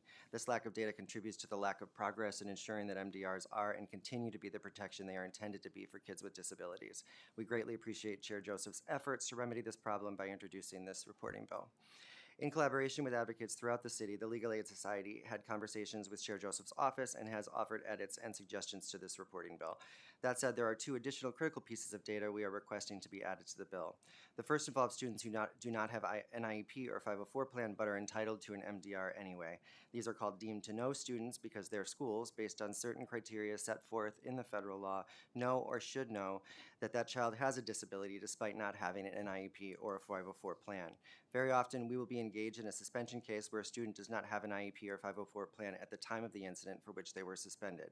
However, we often find that there were signs from before the incident that showed that the student may have a disability. If any of these signs are present, the student is considered a deemed to know student, and the school must complete expedited evaluations and hold an MDR despite the lack of an IEP or 504 plan. By collecting information about how many students who do not have an IEP or 504 at the time of the suspension, but who receive an MDR anyway, we can start to extrapolate regarding how many kids may be entitled to the MDR protection but are not being identified as kids with disabilities. Additionally, most deemed to know cases will have an advocate involved, which further shows that there are many kids out there not getting this protection if they are not represented. Adding a data point showing which cases are deemed to know and which have advocates present will help us track this and estimate the number of students who are not getting an MDR they are entitled to. The second important data point deals with the IEP disability classifications of students with IEPs who receive favorable or unfavorable MDR outcomes. With respect to disability classifications, we often see that behavior for students with academically focused classifications on their IEPs, like learning disability or speech-language impairment, is less likely to be considered a manifestation than if the classification is emotional disability or other health impairment. It is very clear on the MDR worksheet that all DOE schools are required to complete at MDR meetings that the classification is only one data point in the MDR analysis. After all, students' primary issue may be a learning disability, but that same child may also have behaviors stemming from ADHD, anxiety, autism, or any other number of impairments. When the MDR team just looks at the classification, it misses the full disability picture. Thus, DOE should be required to report on classifications and corresponding outcomes in order to analyze whether school teams are appropriately considering more than just one classification. With respect to transfer schools, we greatly appreciate the committee's concerns about the lack of seats, bilingual educators, and middle school programs for students in need of an alternative to traditional public high schools. New York City Restart programs and transfer schools provide a vital lifeline, allowing young people to re-engage after disrupted education and get back on track. Specifically, students in Restart programs serving middle schools are able to gain essential skills that allow them to continue to high school. However, citywide, there are only 6 middle school locations with about 25 to 30 students per site. Far more than 180 middle schoolers are overage and undercredited, so we urge the DOE to create additional Restart seats to serve more students. Thank you to the committee, and thank you, Chair Joseph.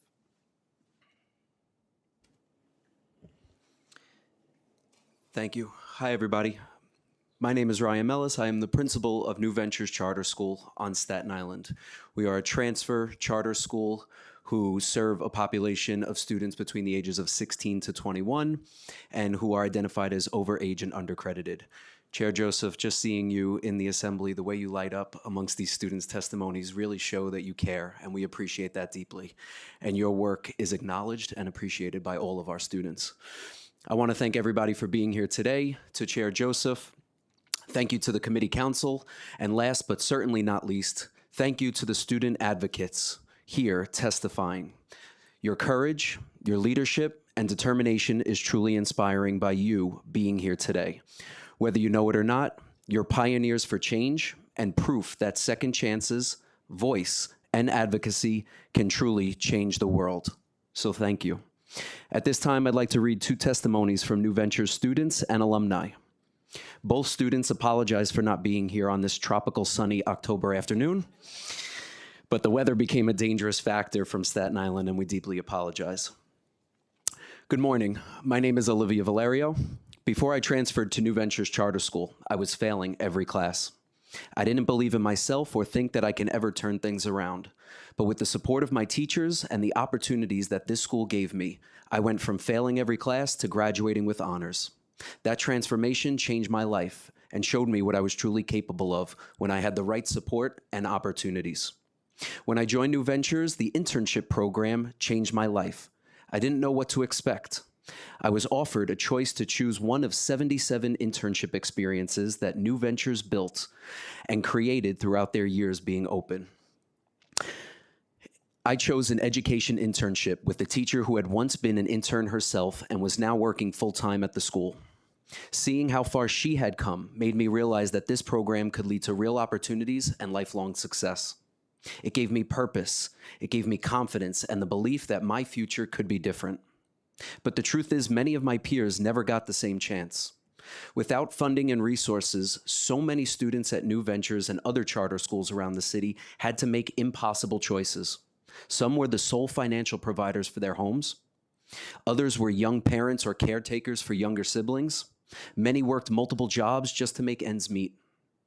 Because our school didn't receive Learn to Work funding, those students couldn't afford to participate in internships without giving up their jobs. They wanted to graduate. They wanted to build a better future, but without the ability to earn money while they learned, too many were forced to choose survival over success. The Learn to Work program has the power to change that. If New Ventures and other schools received the same funding and resources as other DOE schools, it would open doors for thousands of students across New York City. It would give them a chance to gain real-world experience, earn an income, and stay on track toward graduation. I am living proof that this program works. So let's give every young person the chance to turn their dreams into realities. Please support this RFP and ensure that all charter school students receive the same resources as their peers. Together, we can change lives. At this time, I implore you to please do the right thing. Let's give equal opportunity to thousands of more students. They should not be slighted just simply because they made a decision for a better education. Sorry, I went over a little bit. May I read a second? Yeah, sure. Thank you. Good morning, everyone. My name is Alyssa Vasquez. I'm a proud alumni of New Ventures Charter School. I once sat in a classroom, not knowing what my future would look like. And now I'm here speaking on behalf of students who deserve every opportunity to build one. When I came to New Ventures, I wasn't just looking for a school. I was looking for a place that believed in me. Excuse me. Traditional schools didn't fit my life. I had responsibilities and challenges that made it hard to show up the way others expected. But New Ventures saw me for who I was and who I would become. They didn't ask, "What's wrong with you?" They asked, "What do you need to succeed?" And that question changed everything for me. New Ventures' mission is simple but powerful: to prepare disconnected and at-risk youth for success, not only academically, but as confident, capable young adults. One of the most transformative parts of this mission is our internship program, where students apply classroom learning in real workspaces. But here's the truth. Many of our students couldn't afford to take unpaid internships. Some work before and after school to help their families. I know the struggle firsthand. During my time at New Ventures, I worked overnight shifts, clocking out at 5 a.m. and showing up for class at 10 a.m. I was doing everything I could to help my family while chasing my dreams. No student should have to choose between supporting their family and pursuing their education. When you grow up in a community where every dollar matters, your time has to matter too. Paid internships change that. They give students the chance to focus on what matters: their education, growth, and future, without sacrificing their well-being. This isn't about handouts, it's about fairness. Our students bring real value to the placements and deserve real wages in return. When students are paid, engagement and attendance rise. They take pride in their work and begin to see themselves as professionals. We're not asking for luxury, we're asking for equity. When we invest in our youth, we invest in our city's future. New Ventures gave me a second chance, and my internship there gave me an opportunity. Let's make every student who comes after me get that same chance. Thank you for your time, your belief, and your commitment to our students. It's time to make an impact, and the time is now. Chair, please note that both of these students are now educators in our Integration Charter School district. And as you said, we do need educators. So our internship pipeline from internship to education has now created upwards of 12 teachers within our Integration Charter School district. So thank you for that. Well, thank you. Would you submit your testimony online? Yeah, because I would love to see your recommendations as we work out this bill. This is just an intro. We get to work out the bills and make some changes. And I also have your recommendations. And I do agree. And as you heard in testimonies, our ENLs and our students with disabilities are not getting their legally mandated services on both ends. So we want to make sure they have the support that they need. And hopefully with the new RFP, you guys are included in the LTW. We want all of our children to have all of the experiences. So thank you so much. And I have both of your testimonies, and we will be looking for your recommendations to add on to the bill. Thank you so, so much. Thank you, advocates. You're welcome.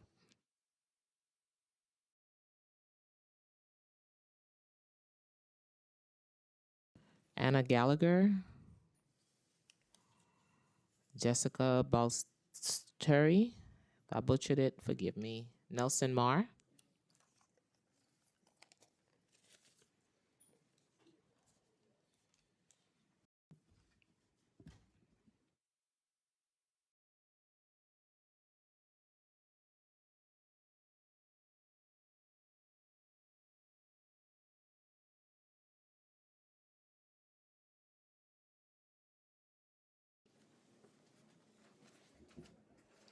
Hi, good afternoon. My name is Anna Arkin-Gallagher. I'm the Associate Director of the Civil Justice Practice at Brooklyn Defenders. Thank you, Chair Joseph, for holding this hearing and the opportunity to testify this afternoon. BDS's education unit provides legal representation and informal advocacy to our school-age clients and parents of children in New York City schools. A significant number of the students we work with qualify as overage and undercredited and have been retained at least one grade. As we've heard from so many today, for these students, transfer schools offer a chance for them to reconnect with their education.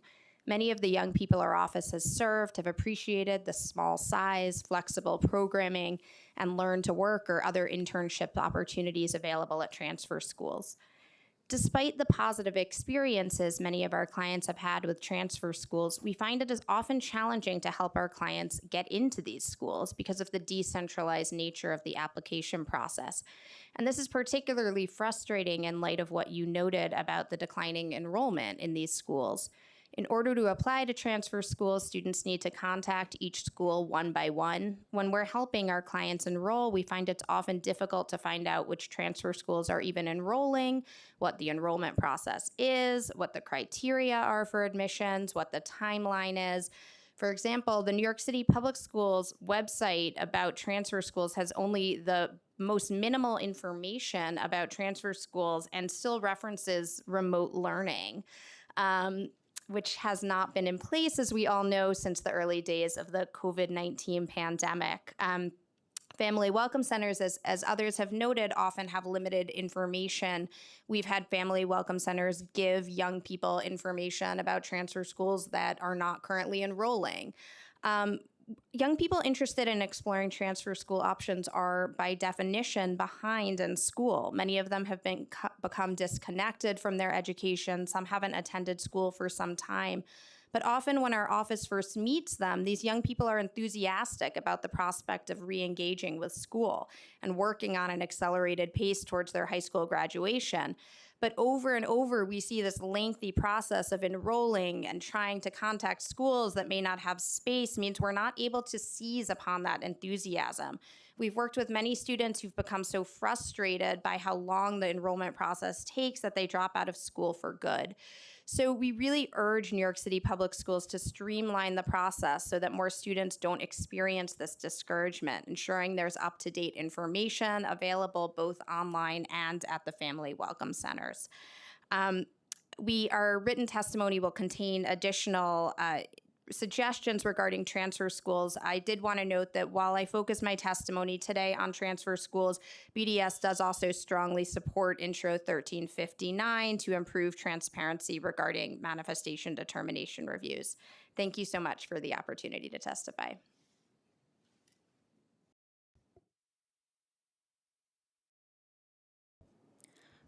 Good afternoon, Chair Joseph. My name is Jessica Balistreri. I'm a data analyst at the New York Civil Liberties Union's Education Policy Center. I'm here today to offer our qualified support of Introduction 1359 in opposition to Introduction 1360. Exclusionary school discipline, such as the use of out-of-school suspensions, has demonstrated discriminatory impact on students of color and students with disabilities. Students of color with disabilities are especially at greatest risk of suspension, with Black students with disabilities over 4 times more likely to face suspension compared to their white peers without a disability. In an analysis that NICLU conducted, we found during the 2023-2024 school year, 43% of all superintendent suspensions in the city were issued to students with disabilities, despite these students making up only 22% of DOE enrollment that year. This is 2.5 times the rate of their peers without disabilities. Under federal law, students with disabilities facing lengthy or multiple out-of-school disciplinary suspensions are entitled to additional due process protections in order to prevent schools from pushing them out of the classroom due to behaviors related to their disability. However, the Manifestation Determination Review, or MDR, process is often inequitable. For example, parents often receive improper notice of a suspension hearing, or MDR, causing them to be unable to attend. Additionally, it is often that MDRs occur beyond the 10-day time frame, causing students to miss school improperly before receiving a determination of whether their behavior was a manifestation of their disability. Some advocates and families believe this is done intentionally, a loophole exploited by schools to remove students from class without adequate cause. MDRs also result in inequitable outcomes for students of color with disabilities. Studies show that MDRs are more protective of white students with disabilities, with Black students with disabilities more likely to face exclusionary discipline. Schools are not currently required to report on whether procedural violations occurred throughout the MDR process, leaving a massive gap in our understanding of how these systems are working. In order to protect these especially vulnerable students, the public must have access to MDR data to help us better promote solutions to where things aren't working. We urge the city to adopt Introduction 1359 and commit to protecting the constitutional rights of students with disability through increasing data transparency and accessibility around school disciplinary practices. We also recommend strengthening the bill by adding additional language and data collection to allow for greater insight into MDR outcome disparities through intersectional examination. In addition, we urge the council not to pass Introduction 1360. We ask instead the council direct resources, attention, and support to agencies and nonprofits established for the purpose of supporting young people, rather than engaging their programming with the threat of police surveillance and the full weight of the criminal legal system. Thank you for the opportunity to testify. We look forward to collaborating with you to protect our students.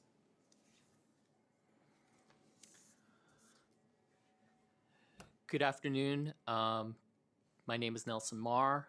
I'm a staff attorney at Bronx Legal Services in the Education Law Unit. We're part of Legal Services NYC, which is the largest provider of free civil legal services in the country.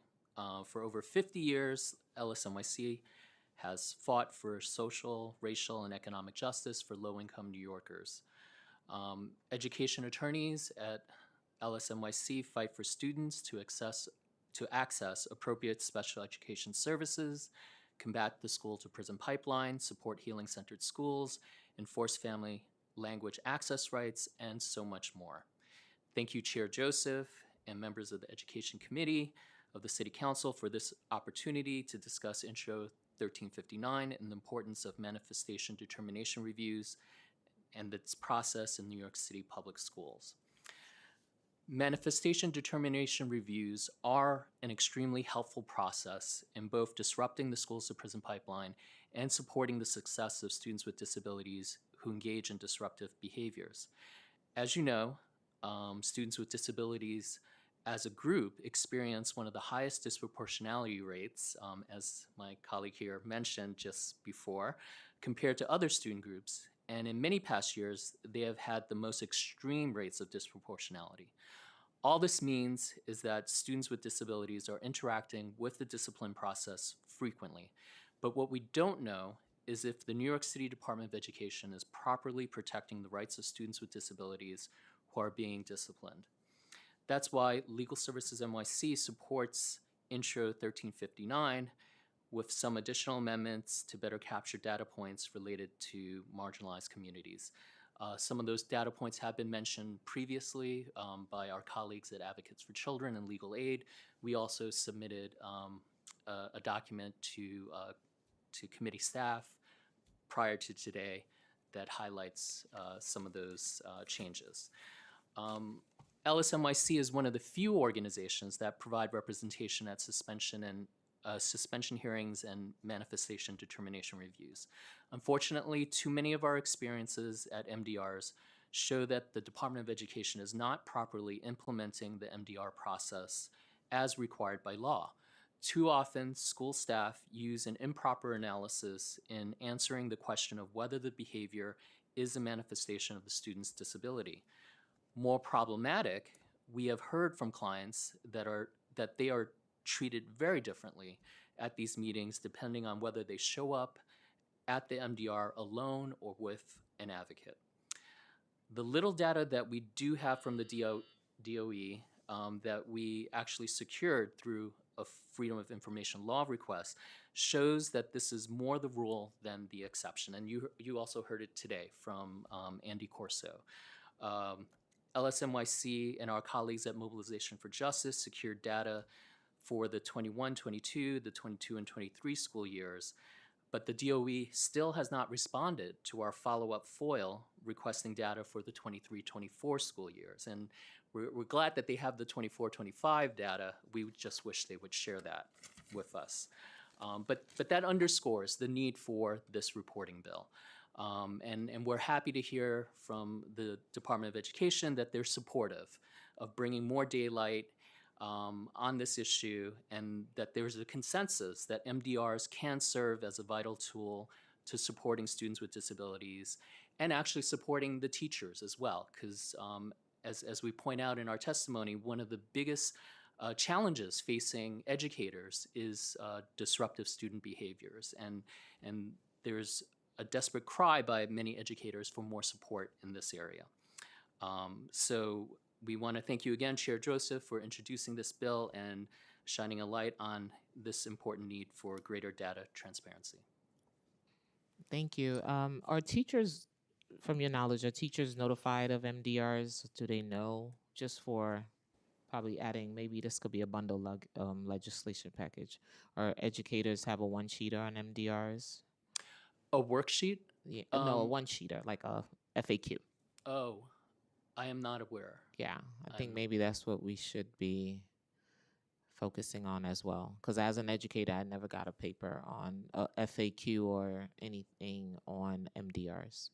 Oftentimes, in our experience, the only people at the MDR are the parent, someone representing the district, and often someone who was either familiar with or involved with the incident. Not so much the student's teacher or people who are familiar with the student. With the student who have daily interaction with them. Yeah. They should also have that type of information. Question for you. You opposed 1360.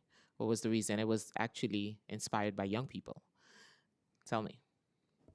Yes, so we believe that instead of funding the NYPD to run youth programs like sports leagues and tutoring, the city should instead support and robustly fund the opportunities for these students within New York City Public Schools, the Public Schools Athletic League, and the Department of Youth and Community Development, which are meant to support our youth and not police them. The NYPD youth programs exist within a broader policing strategy, which is inclusive of surveillance of students, so social media monitoring, interfering with student discipline, harvesting of student data.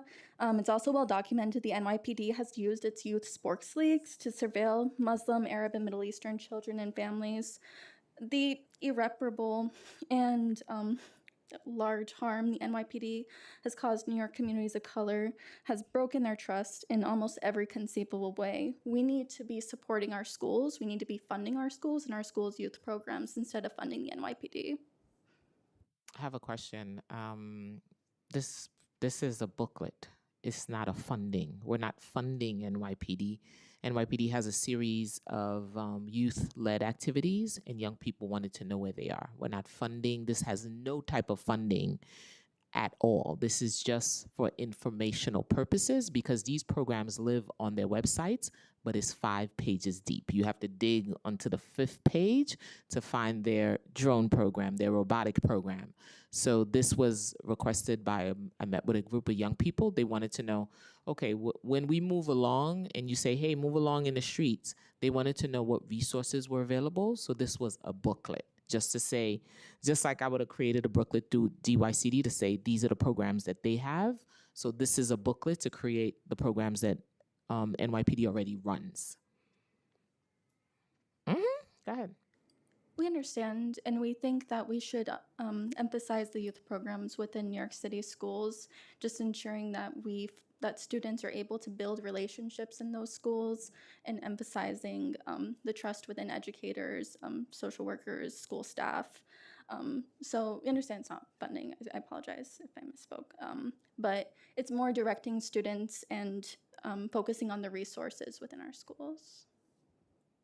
Okay, because I was a little confused. It was just for informational purposes, and this was inspired by some young people who wanted to know where do these programs live, not on their website because the website is so horribly built, just like New York City Public Schools. You have to go through 5 different just to find one information. So I meet with youth and education advocates once a month, and that was a recommendation from them that we want to know where these information live because I don't have time, Chair Joseph, to go on a website and look for stuff in 5 pages. So that's where that came from, but it was just the booklet to say this is where the programming live, not to fund them, not to direct them there, but this is where it live, and it's optional. And yeah, I just want to emphasize that, and also, like, in addition, the council should emphasize funding the New York City Public Schools. Just speaking generally. and they do that. We fund, this council has stepped up and fund a lot in New York City public schools, everything, even the Learn to Work, Grow, Learn. There was only 2,100 seats. This council expanded it to 5,000. So we have been stepping up. But I also listen to the young people, right? I'm supposed to be their voice. So if they ask for something, if it's doable, we do it. All right. Thank you so much. And you already emailed the recommendations and the add-ons to the bill, right? Okay. Thank you.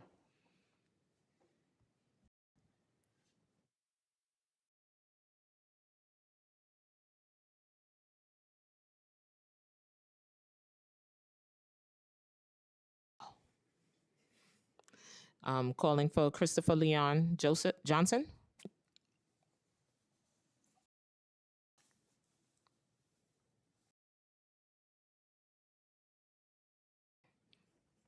Christopher Leon Johnson. He is not here.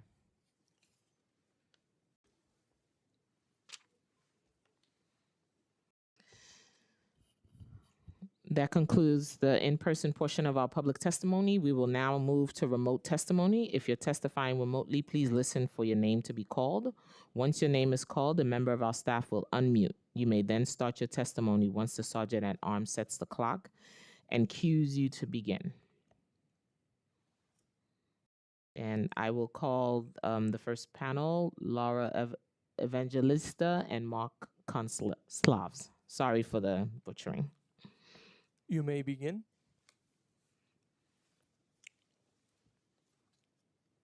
Good afternoon, Chair Joseph and members of the council.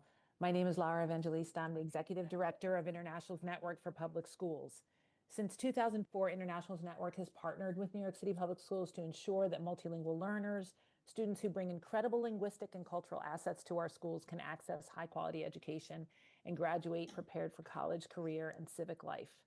Internationals Network proudly supports one of our own transfer schools, Ellis Prep in the Bronx. This is the school where Dylan Contreras attends, one of the first known NYCPS students detained in his immigration hearing in May and remains detained today. Over the past 3 years, through our Project Soaring initiative, we've also partnered closely with 6 transfer high schools that were serving growing populations of multilingual learners, providing intensive PD, coaching, and strategic planning support, including the school's Superintendent Sullivan mentioned today. Through the support of NYCPS, we also collaborated with the Transfer School District to provide professional development more broadly to their schools in meeting the needs of their MLLs. Transfer schools play a uniquely important role in our city's education ecosystem, serving students who are over age and undercredited, many of whom have faced interrupted education, housing insecurity, and the challenges of recent migration. These schools provide individuals pathways, deep relationships, and wraparound supports that help young people re-engage and thrive. I saw this firsthand when I was the deputy superintendent of the CIOB district, where in addition to Ellis Prep, I supervised 7 other transfer schools. However, transfer schools and others that serve our highest need students and take them year-round, like our 15 other international high schools, are currently facing budget pressures due to enrollment shifts linked not just to the general enrollment decline in the city, but to the broader political and migration landscape. We urge the Council and NYCPS to find ways to continue to support transfer schools and other schools serving the highest need students at this time. These schools cannot continue to meet their students' complex academic and social emotional needs. They're penalized for factors beyond their control. At a moment when so many young people are depending on them, we must invest in these schools that give students a second chance and a pathway to success. Thank you, Chair Joseph, for your ongoing commitment to equity and opportunity for all New York City students. Thank you, Lara. One of the things we wanted to find out, is there any conversation on having international schools table or at the family welcome centers? Well, we certainly do it as much as we can. And some family welcome centers, we are able to send staff. It's been an ongoing conversation. We work closely with the district, and the district, the CIOB district has also helped. They sent representatives this week, I believe, as well as ours. But it depends. Sometimes we can come in, and sometimes they really want a DOE employee to be there. Okay. Thank you. Thank you.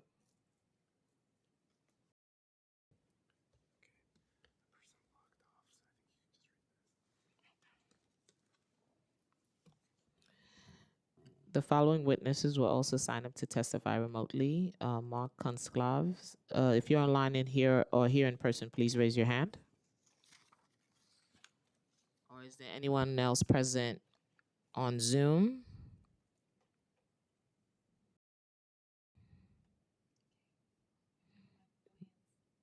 Then no hands. Who has not had the opportunity to testify but wish so? No hands. Seeing no one else who wishes to testify, this hearing is adjourned.